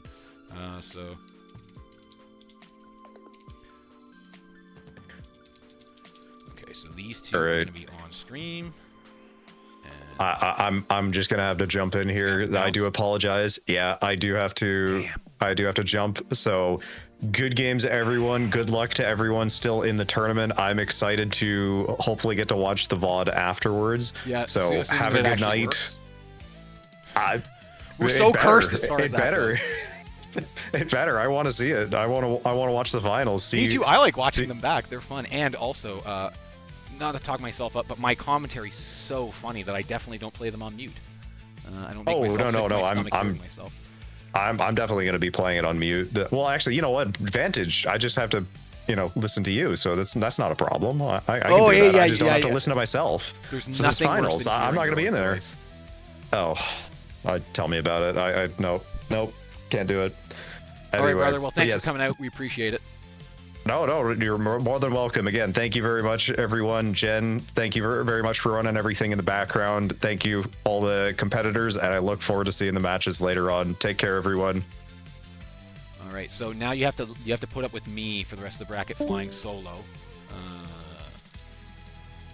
So for the next match, it's going to be Sticky versus Your God. We've seen both these characters on stream, so we know the deal. But as kind of some matchup analysis, I would say so. If Stickman plays patiently at the beginning and just ices out Your God, this matchup is enormously in his favor, but that's much easier said than done. Susanoo's mobility is not especially good. His run has a particular startup. His air dash doesn't go that far. And Lychee has very good anti-airs. But, Your God at exactly 500 match. Man, these guys are close. So, again, it just depends on how patiently Sticky is willing to play. I'm going to keep calling him Sticky, by the way. We all call him Sticky on the streets, so that's how it goes down. Anyway, the big tool that Susanoo has here that he can use to kind of enforce presence is the laser beam, the 6A that comes out of his elbow. Full screen projectile is very fast, but has slow recovery. So we'll see how the round start here is interesting. Oh, he went for the defensive stance. Okay, well, it worked out. Oh boy. Okay, so Your God knows that with Susanoo, you can get more damage without unlocking a seal, but the seal is the moneymaker, right? You need to unlock those seals. When you hit somebody and that little bong appears around him, he's unlocking a special move. And if he doesn't do that, he's going to be boned. Lychee definitely does less damage on average, but has more mix-up options, and much better reach as well, as long as she has the staff. Without the staff, it's a different game. Stuck in the corner against Susanoo, always suboptimal situation. You can see the barrier there being used to push him out, followed up by a DP, and nice, taking back the... Oh, he got mashed out of! Man, getting mashed out of, I know that's kind of Stickman, the bane of his existence. And overhead. So Susanoo, his mix-up is scary. It's all allegedly reactable, but for somebody with, reflexes like me gets hit by 120 frame overheads, I don't believe any of that Susanoo propaganda. Okay, so... He's unlocked the second level of the Sonic the Hedgehog spin, which is a very powerful tool. And yeah, getting out of the corner here is going to be tricky. He's got burst. Oh, he died with burst. Tragedy. Tragedy strikes. Okay, Your God going up one. Susanoo steamrolling, as it tends to do. Okay, we're not pausing at all here. We're going straight back into it. Let's see if Stickman can make the adjustments. Now, can he can adjust his playstyle, right? So he's been doing a lot of just applying pressure, running in when he has the advantage. But you can just keep the staff and throw pokes. Optionally, you can put the staff down, just constantly use it as a projectile, because you're about to see it. It covers a huge amount of space. It comes from off screen. It makes the Susanoo player play very differently, much more defensively, right? Just go for the timeout win. The best way to win in all fighting games. And there goes James for real now. He was just creeping for the last couple of minutes there. Oh boy, he got reset off the ground. Look at all the red in Stickman's health there. That's no good. Okay, nice smash to escape the corner. Nice, good set some boundaries. Can't let this guy just get in there and maul you. Uh-oh. So Stickman holds onto the burst. these guys aren't super experienced, right? So it's possible he's just forgetting that the burst exists, or he's saving it for overdrive. Some people do save it, you know, to the last, right? And then sometimes you just can't use it, especially if the other person overdrives. There we go. He just got stomped out. Oh wait, Salty, who are you apprenticing here?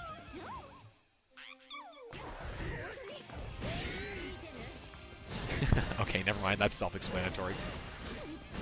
Okay, so apparently previous winner Salty, I believe, has apprenticed your god, so he's going berserk in the chat with each hit here. None of my children are playing this game, so I'm totally impartial to who wins. Oh, that mash, man. Susanoo's 5A is very effective tool. Stickman's defense is really good here. I say that and then immediately gets hit and screams out. Oh, no follow-up. So converting off stray hits is hard when you haven't played the game a whole lot, right? Like, you don't expect to see perfect conversions as you're seeing here. Oh, man, that's a very fast overhead.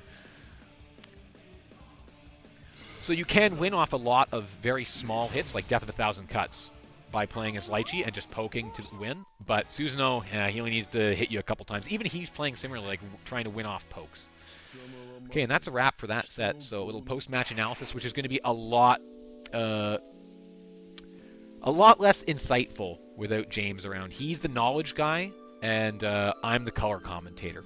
So the biggest thing I can say as far as this one goes is for Stickman, remember the burst and using meter, right? Those are both key. Your god, like, I can't really provide any insight because, I don't know, he was whooping ass there. What do you say, you know? You know, when you win that cleanly, what are you going to do? Okay, so let's peep the next match here. So I got 1,000 browser things open, and right now James isn't here to buy me time. Winners final. Let's have a look at the bracket real quick here. Ghetto Vision goggles activate. So it's going to be JL23 and Fishbones. Whew, so Fishbones, his connections look pretty tolerable, which is nice. And if it's Jubei versus Lambda, this is like the ultimate all offense all the time matchup. Okay, so we've got JL in the room. Just waiting on Fishbones here. And let's pull up the fancy graphics. You guys are seeing how the sausage is made here, and it's disgusting. Okay. Matchup discussion. So, now that I'm here by myself and I don't have James to fill time, for the guys in the chat, who do we think is coming out on top here? We've got a menacing Jubei, a wildcat from down under, versus, I don't know what to say, Toronto resident JL. I played against JL a good bit, and he's a very good player, especially for his match count. He destroys all my secondary characters at this point in most matches, especially if he's played against them more than once.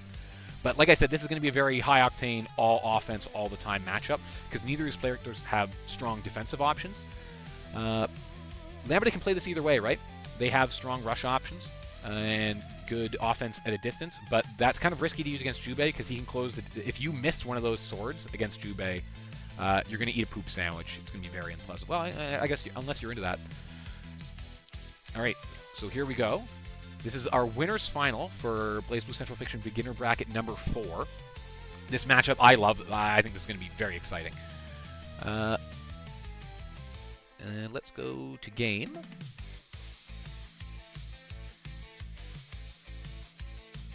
Oh. All right, here we go. Winner's final. So, for the viewers at home, and they are viewers, this is going to be a best of 3 because it's winner's final. So these guys will have more time to kind of adapt to how one another plays. JL taking a second here. Maybe picking another sick palette. I think he might have multiple disgusting palettes on deck. So we've chosen the training stage here because this is the stage that's best for lag. Even though it's very boring and BlazBlue has a lot of awesome stages, we kind of got to play within the boundaries of what we got here. Okay, let's get this money, guys. Winners finals, sick palettes, working at the airport Jubei versus a very handsome-looking Lambda here. Good round start there. Oh boy, this is potentially huge damage.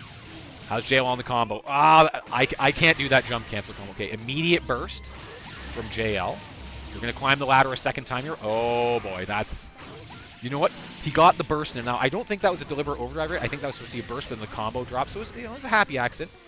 Now, you'll notice the Okazeme on that fireball there is not nearly as good if they're not in the corner, right? You can actually roll away from it, create space, and escape it many ways. But now, This is a matchup of going coast to coast. Whoever's put in the corner, they're in trouble. Will we see the install super here at the end of this combo? No, he's keeping the meter.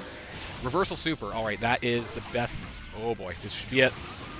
Oh no, it's burst safe. Oh no, he wasn't expecting that. Okay, so to explain what happened there,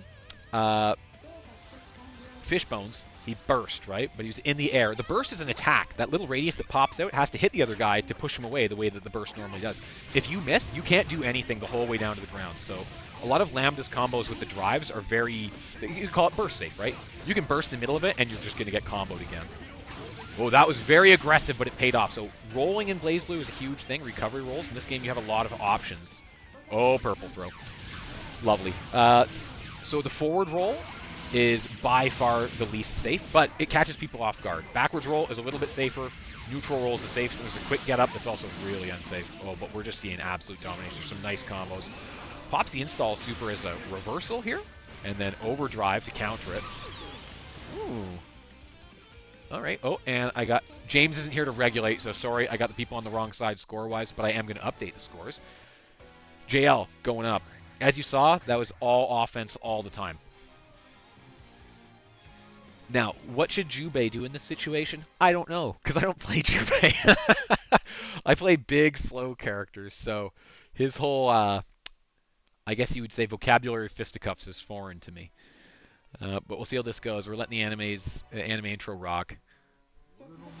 I mean, not knowing what to do here, all I can really recommend is, I don't know, like, because you can't really run towards Lambda. She has very effective tools for close range. I don't know if that was deliberate overdrive there. Oh, but that was definitely very deliberate. So that's an Exceed Excel. That's a super you only get during the overdrive. And you can notice the burst gauge below Lambda's little portrait is now has that swirly pink. That means that she's filling it much faster. If you hit somebody with that Exceed Excel, you get active flow, which fills that up and gives you extra damage. Okay, we're in the corner now. We're in Jubei's wheelhouse. He's got to make this count. Okay, caught the forward roll. The forward roll is a gamble, right? But if you get caught doing it, you eat a full combo, as you're seeing now. Okay, went for the safer technique here. Counter assault, excellent. That's a key tool for her. Okay, and he just burst. Not only do we have escaped the combo, we'll keep her in the corner. Counter burst, very nice. Get out of the corner. And we're resetting neutral. Did you see that? He ran underneath the sword. The sword was upward angled, but that'll hit a lot of characters as they're moving forward. Now, Jubei is a little tiny cat man. Okay, we got an American reset there. I think he dropped the combo, but, you know, it all worked out in the end. I don't know. It'd be funny if we could see their inputs, because it's possible, I doubt, that JL was trying to do the reversal, the 22D in the corner, because, like I said, that never works. Ooh, risky round start. That sword from Lambda there, that's her one sword that goes full screen, and it's an overhead, and you can throw it from off screen if the other guy's corner. It's very obnoxious, but as a round start, that's bold. Here we go, corner loops. And the hairball is out. Yep. Man, when you're in that situation, it's just, you're guessing. There's not much you can do. He doesn't have enough gauge to counter assault. And, oh, he escaped. Or did he? I don't think this can go all the way, but I'm wrong about almost everything. Oh, he burst to escape. Smart. I mean, that's it, right? Here we go. It's all mountain to climb, but if you're in the corner against Lambda, it can be done. Ah, the mash. Caught with the mash. So you'll notice that Jubei there kind of escaped the corner a little bit. He wasn't all the way in. So I think JL might have been trying to set up a spike chaser to keep him in the corner, but no dice. Didn't pan out. Big, slow-moving orbs are the most powerful weapon in the universe. There's so much innuendo that you could put behind that phrase, but I'm not the guy that's going to do it because I don't think like that. That was Mr. Zhang in the chat. You guys can't see the chat. I don't know if people would want a chat overlay during the matches. I personally find it irritating, but I don't have to look at it. So maybe we'll put that in the feedback form, which, you know what?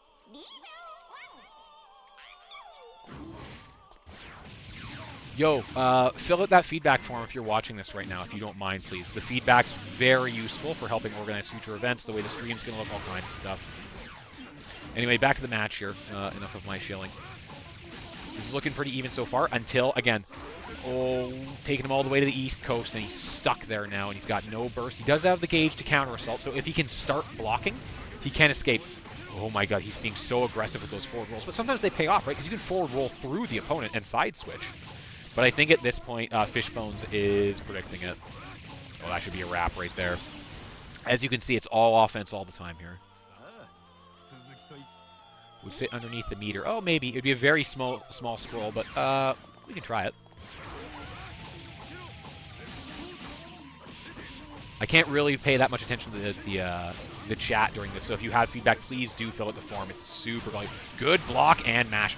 Okay, so to see the burst there, that's just to keep him in the corner, right? A combo off of an A button isn't going to yield a whole lot of damage. Let's see if he gets the extension, and he does. I know this combo. Oh, and his blue beat too, but you know what? Blue damage is just as good as red damage in this game. Actually, it's better because there's also psychological damage. Oh, look at this. Rapid cancel. Now, he put himself in the corner, or did he? Oh my god, caught him out of the ping pong. I have no idea what that's called, where he gets the little bumpers out, but it's very cute. Anyway, that was very impressive to catch him with that. Side switch again, put himself in the corner. Always risky against Jubei, the most dangerous game against the Catman. And the juggles. Now, he can't kill him with this combo, but he can get very close. So the next touch will probably win here. Yep. Oh, he got touched. He got touched. Ugh. Too much touching. Okay, Fishbones going up here in winners finals. Now, remember, this is first to 3. They got another match. That was close. Nobody's running away with it. Oh, no. Does he know? He knows. He knows. All right. We're on deck. Okay, the chat seems to be divided here. We got some Fishbones action, some jail action. It doesn't have how I found the tournament on the forum. Oh, start.gg. Well, that works. Okay, here we go. So the score is 2-1. Although the overlay keeps resetting my 2-1. I don't know why it's doing that. Anyway. Early overdrive, but anything to stay out of peril. Oh, the precision on the spacing with that air dash was tremendous over that sword. Julia's little tiny hitbox does help as well.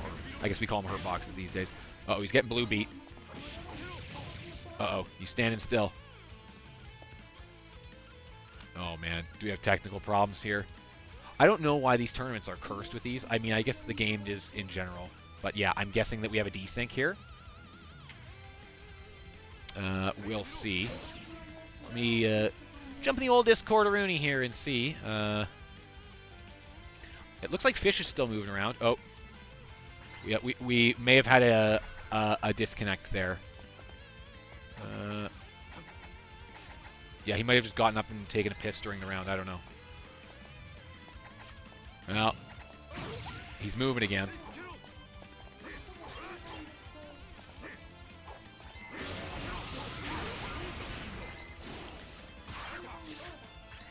Oh, he's reporting high ping. Oh, boy.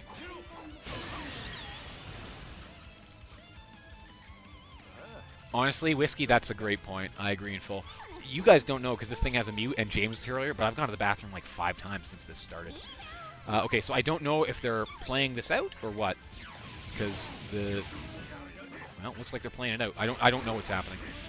So I'm just gonna commentate the best I can, because I've only got so much space on my monitors here. But yes, we're seeing Fishbones going to town here. Again, it's corner action.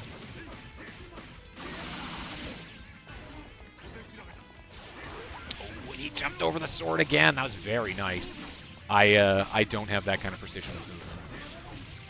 Corner Oki, this is match point here. Lambda can bring. Oh, okay. We did see some of the leggy dag there. Oh, nice dive in. This should be it here. Yeah, and that's a wrap. All right. I don't know why this is resetting my scores.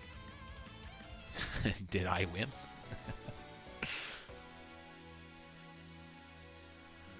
Okay, and that's the end of the set. Now, I'm not going to pretend I understand everything that happened there, but whatever happened, happened. They played it out. So I got to jump back to the bracket here, and we'll see what's going on. And I'll provide you with some insight-free post-match analysis, which is, again, that we have blimp issues.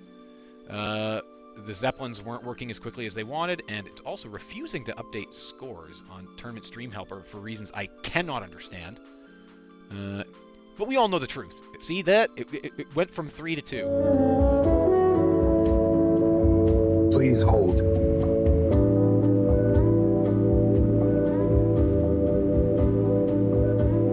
Your journey is about to begin.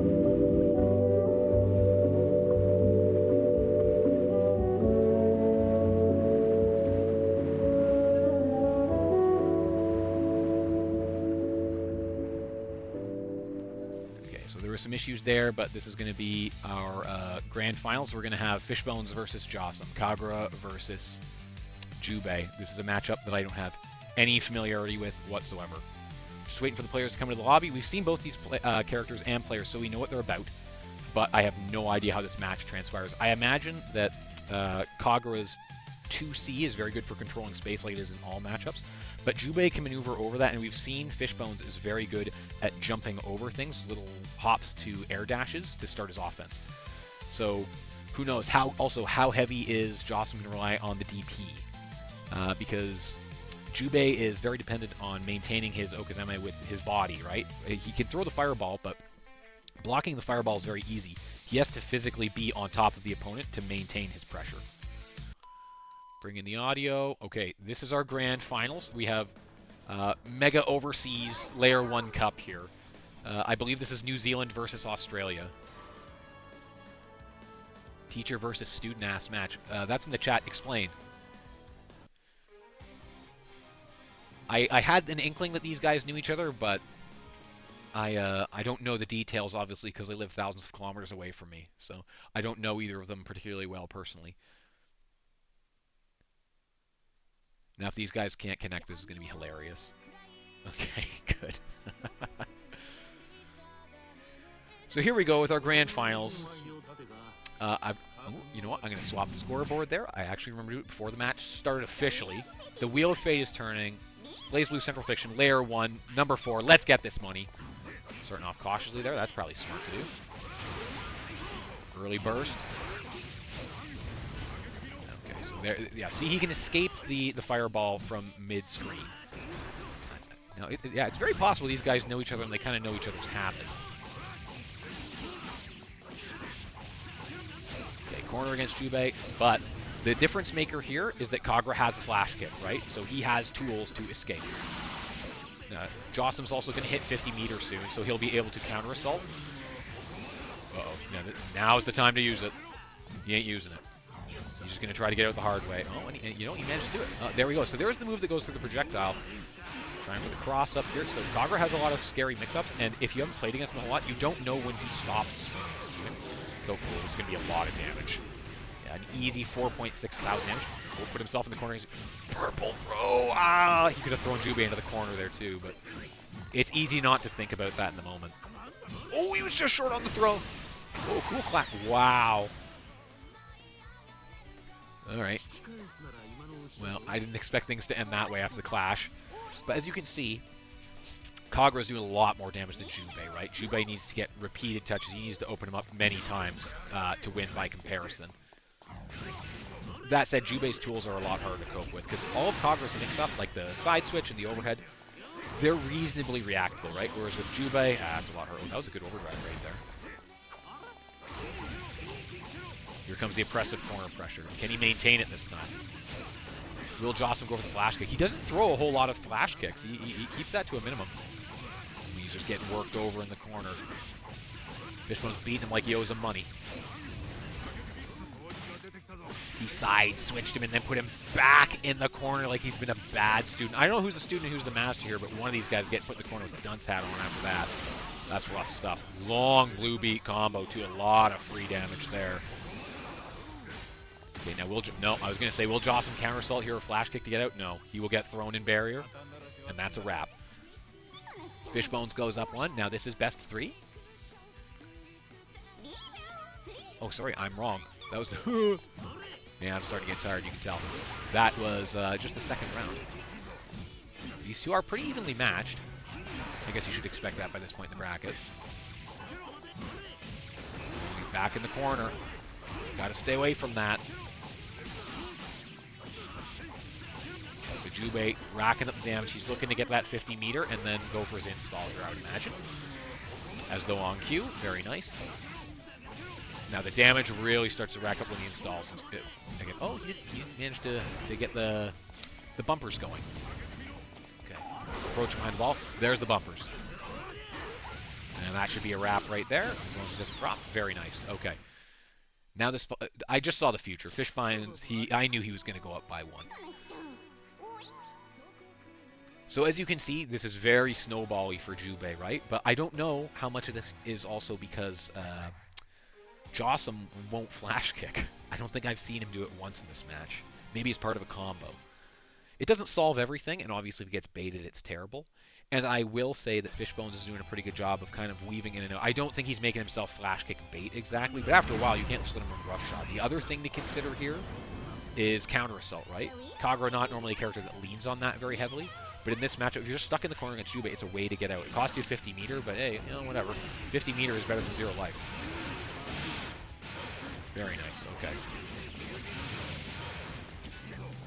Putting the cat in the corner. Now, Kagura's corner pressure is also scary, but it's just not the same. Oh, look at how far away that hits. Gracious. There we go. You can punish that for sure. Oh, even these guys are getting a little laggy here. Beating him with that sword.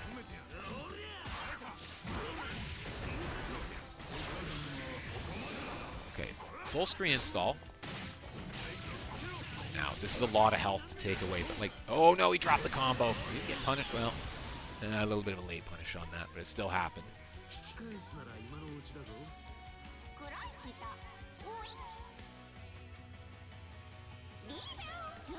No counter assault there.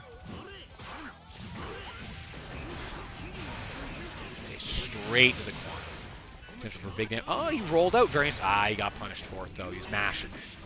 Oh, good. So when Kagura does that side switch after he rides his little sword surfboard towards you, the jump back is pretty much the optimal escape. Now, Jossum did roll backwards further into the corner there, which not going to help his case very much because now, yeah, this corner's going to become a casket very soon, potentially. Oh, he dropped the combo.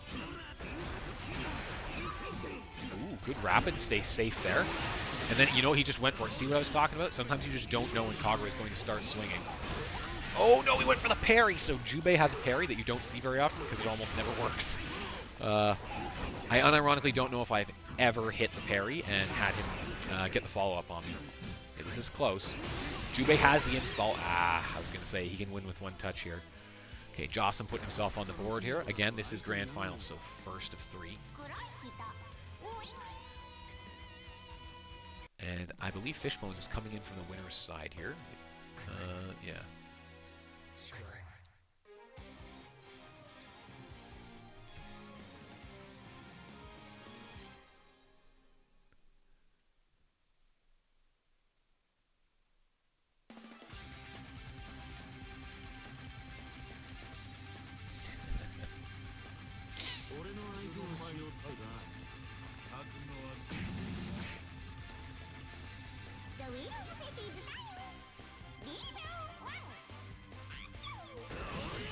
Okay, round start is scary there, and like, yeah, the 60 is the biggest possible option. But I don't know really what Jubei can do to contest it. Oh boy. Okay, burst and put Jossum in the corner. That's pretty smart, because he also could have potentially eaten a lot of damage there. Look at how fast Jubei covers ground. It's ridiculous. Goodness gracious. Yeah, he just can't stay out of the corner. These guys' corner carries both pretty wild. Nice little delayed run up there, waited for him to jump and then caught him in the air, and now you got juggled. Oh boy. Okay, big damage again. Get those bumpers out. Oh no, he dropped the combo, or did he? American reset. Like, you know, I guess, what? Oceania reset? Do we still call it Oceania? I don't even know anymore. Oh, that was the other super that we haven't seen Fishbones use yet, I don't believe. But, you know, that's going to pan out, even though the super didn't do the work. I guess it just side-swapped.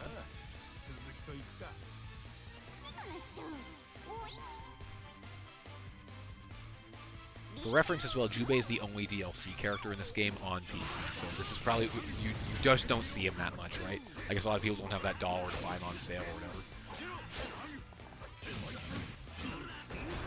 These guys are fighting over that real estate in that corner like crazy. That dive across the screen is really risky. I think Kagura might be able to catch that with 2 see if he owns spaces properly. There we go. That low to the ground overhead is very effective. Fishbone's is really good at that, those low air dashes. Uh-oh. This is bad. Jossum's got lots of meter and he's in the corner. Yep. Yeah, that'll easily finish him off there. Almost 4k damage, no problem.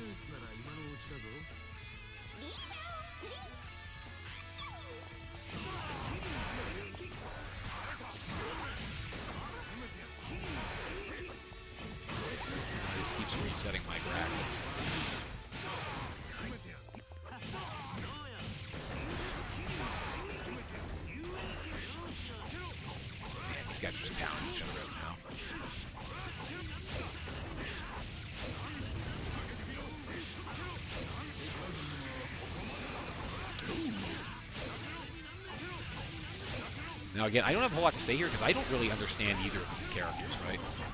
I do know that that was a combo drop, but don't worry, he turned it into an American reset. It's all good.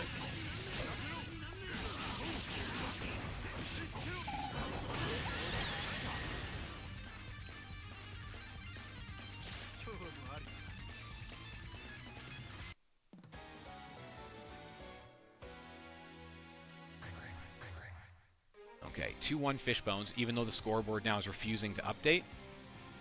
Couldn't tell you why. Tournament stream helper sometimes just plays tricks like this. Funny little tricks.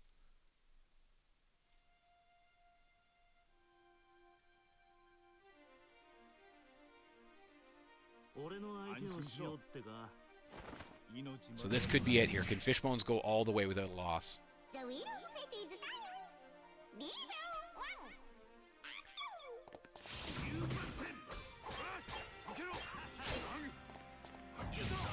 I was going to say reserve start there, but then we immediately just start swinging for the fences. Oh boy. Oh, he rolled underneath the fireball. That fireball has a pretty big hitbox, so I don't know how often that you do that with most characters. Maybe Jubei's got a little tiny rolly hitbox as well. Okay, so went for the burst. He didn't want to hold the mix-up. I don't blame him. Those funny little bumpers. Just, oh my god, just ran into the 2-seat. Okay, here we go. You can get a pretty good punish off of this and some position as well. Yep, he ran underneath him. Highly disorienting. This is what I was talking about when I discussed earlier. Playing as Jubei is disorienting and enraging, right? I just don't know what's going on.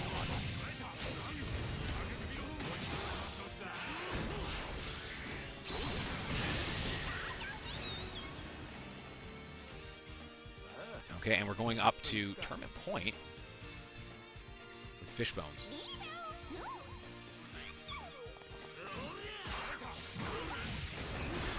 Okay, so for reference, like I was talking about earlier, the scoreboard is failing.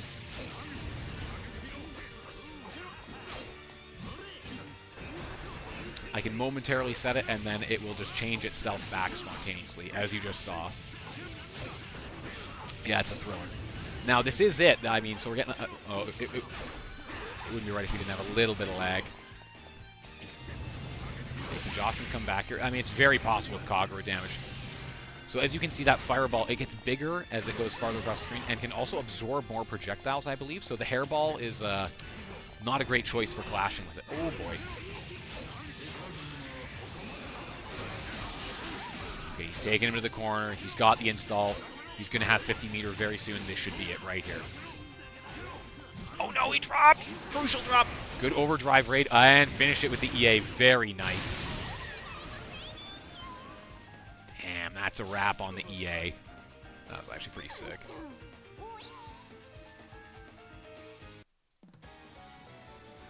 And there we have it. It's a wrap. Fishbones is your Blaze Blue Central Fiction Layer 1 number 4 champion. That's going to be it for us tonight. We ran a little longer than usual because, of course, we had tons of technical issues, so thanks for everybody that tolerated that. These times, I can safely say, most of them, other than the scoreboard refusing to update, weren't actually my fault. Rare twist. Usually just about everything's my fault, but that actually wasn't. So yeah, there we go. We've got a clear-cut winner, despite the scoreboard insisting on... I wish I could show everybody. So I have reported it as 3-1. In Tournament Stream Helper, it's showing 0-0. Oh, there we... No, this thing is... It's just full of lies. See it reset the score. Anyway, that's how it goes down. Let me turn this down on the game here. You guys have no many windows. I have one. Okay. Congratulations to Fishbone. Well played. And congratulations to everybody else that played in general. I hope you all had a good time. I certainly did watching it. I really like watching these matches. They're very exciting and unpredictable. Now, we had major overseas representation here. So, again, there are always some hiccups. Thanks to everybody that puts up with those. And while we're here, so we've got... Oh, yeah, very important announcement. So our winner here, Fishbones, we're going to have the Jubei illustration done by the very talented Tycoon. I hope I'm pronouncing that right, but I have... I'm not good with that kind of stuff. Again, the Etsy shop, be sure to check it out. Go by, have a look. I don't know what format this illustration is going to come in. Oh, man, check that out. That's so based. Yeah. All right, so you can look forward to something similar to this. I believe it's just going to be a character portrait, not the background and all that. Similar to the styling of his stickers, which he brings to our locals. Yes, this kind of thing. So there will be a Jubei Layer 1 version of this, probably not branded Layer 1, I hope not. We just want a sick Jubei illustration. But that's what's going to be coming to Fishbones for his victory here. The first time there's ever been anything other than Pride on the line at Layer 1 events. You'll love to see it. So our next event is coming up, as usual. We do once a month. It's always on a Tuesday. And let's take a look at that. So March 10th, 2026. Let me make sure I got the right date plastered on there. Yep, it is a Tuesday. It's the second Tuesday of the month, so that's what it's going to be. Be sure to show out for this one if you came to this one, other than Fishbones, who's no longer welcome because he won. Once you win, you're not coming back. But that's it. All I have to really say for tonight. I'm getting pretty tired here. You can probably tell. I'm right gassed. I snorted like 3 monsters at around 6:30, and the energy's running out. So thanks again for everybody that came out and played. Really appreciate help. Of course, want to shout out to James for helping me on commentary while he was able to. I know he managed to squeeze us in, which is very nice. And of course to Jen for running the bracket, and as well for the players. Did their best to keep things running smoothly in the face of, as usual, insurmountable technical difficulty presented by both our worldwide internet infrastructure and, of course, Blazing Simple Fiction. So, see you guys next month with a little bit more Layer 1 goodness. Until then, I've been Andy, aka Ghosts. My co-commentator was James, aka Spoken Normals. And, of course, Hulk Jen was keeping the bracket together with duct tape and lashings. Again, I can't show enough love to her because this is totally unfeasible. So thanks so much. Hope to see you guys next month, and we'll see you then.